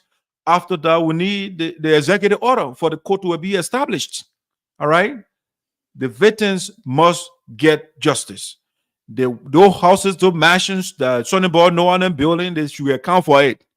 The mansions those political leaders are building, let them account for them. If they build those mansions legitimately, of course, it's for them. They can take it.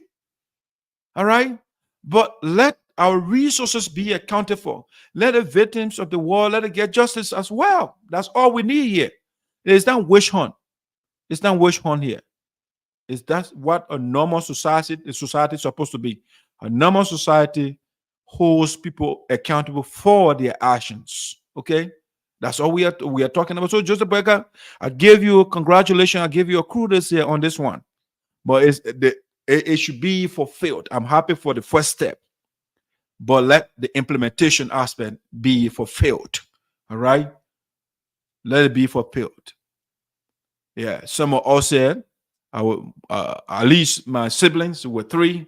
I just high alone now because of the war that Prince Johnson and brought, Charles Taylor and brought in the country. So my brothers, I need justice for my brothers. The 250,000, the families are out there, they need justice for their family. So Joseph Nagbe is on the right track on this one. I'm with him. He has to be man enough to pass the executive order, just the same way he passed the executive order for importers, I think, rice to be tariff-free, So we need an executive order as well for the women that were raped in the country, those pregnant women whose belly they open to know, they want to know the sex of the baby. Let the people get justice. The 300 person that Prince Johnson said they put children, they put in the well. Let the perpetrator be brought to justice. That's what we want. Yes. Whatever crimes that were committed in Nima County, in Lofa County, in Grand Jita County, in Grand Bassa County, in Grand Crew County, in Maryland County, in Sinoe County, all those people that allegedly committed the crime should be brought before the court, so that at least some of other were victimized will have some sort of justice. Will say, yeah, at least the person got to pay for what they did. Yes. That being said, I want to say, son, thank you so much for joining us. And next week he will be here. Yes, the same time, 2 p.m. Sorry, it's a long show today. Yeah, but sometimes we'll go long. But I will just look at your comments and then we'll call it your day. Thanks, Chief Executive Officer. We are following. Okay, thank you. Happy birthday, Sagacious. I think that's what Gedju was saying. Please put a number out there, Patrick, if you are called. Jackson Love about it. That other lady Love, Mazina. Watching Mr. Pendleton for watching. Daddy hungry up and answer. He tried to say hurry up and answer my question. How many Kabade youths, single youths, and warrior youths does our new representative district number 3 employ? Or I should go hard myself. Mazdina, unfortunately, I don't work in the district number 3 office. So you are a citizen. You have the right to reach out to your lawmaker to know how many persons he employed. You can find out that you can reach the COS. That's your office. The office for you. You are a citizen of district number 3. So call Sonny Boy Noah and ask how many persons he employ. I wish our lawmaker I would tell you right now, or I work for him, or I work in the office. I don't work there. So you are sending the question to the wrong person. Wow. Daddy, I got this information from you today. How many youths from Sinkon, Wedger, and Kabadi that employ in our district office? Again, go ask Sonny Boy Noah. Sonny Boy Noah is your representative. Now that's how you put it. Daddy, you must answer my question. Do you know how many Kabadi youth? Again, is the wrong person you are asking. Sorry. It's a good question, but the wrong person. Do you know how many Kabadi? I mean, you repeated that question multiple times, and you know that is the wrong person you're sending the question. 2029, elect me. All right. And take Sonny Boy Noah from there. You can ask me. Then I will answer that question. Right? Right now, the question for Sonny Boy Noah. 2029, I will be in the race. And we'll make sure and take Sonny Boy Noah who wants to bring our children to America so they can hold a bag. Or bags, you know. The question for Sonny Boy Noah right now, not me. My wife there, kisses as well to my wife. Mwah, mwah. Let's see. Congratulations, brother. Wish you the very best, sweetheart. I don't know who you were referring to. Oh, I think the Barcelious you were talking about. I need DNA if that you bought me. Yeah, I mean you are in America. All you have to do just go to the next CVS next door, and they will give you they will do the DNA test. You go on ancestry.com and they will tell you who your ancestors are. Following, okay, I think I read a comment.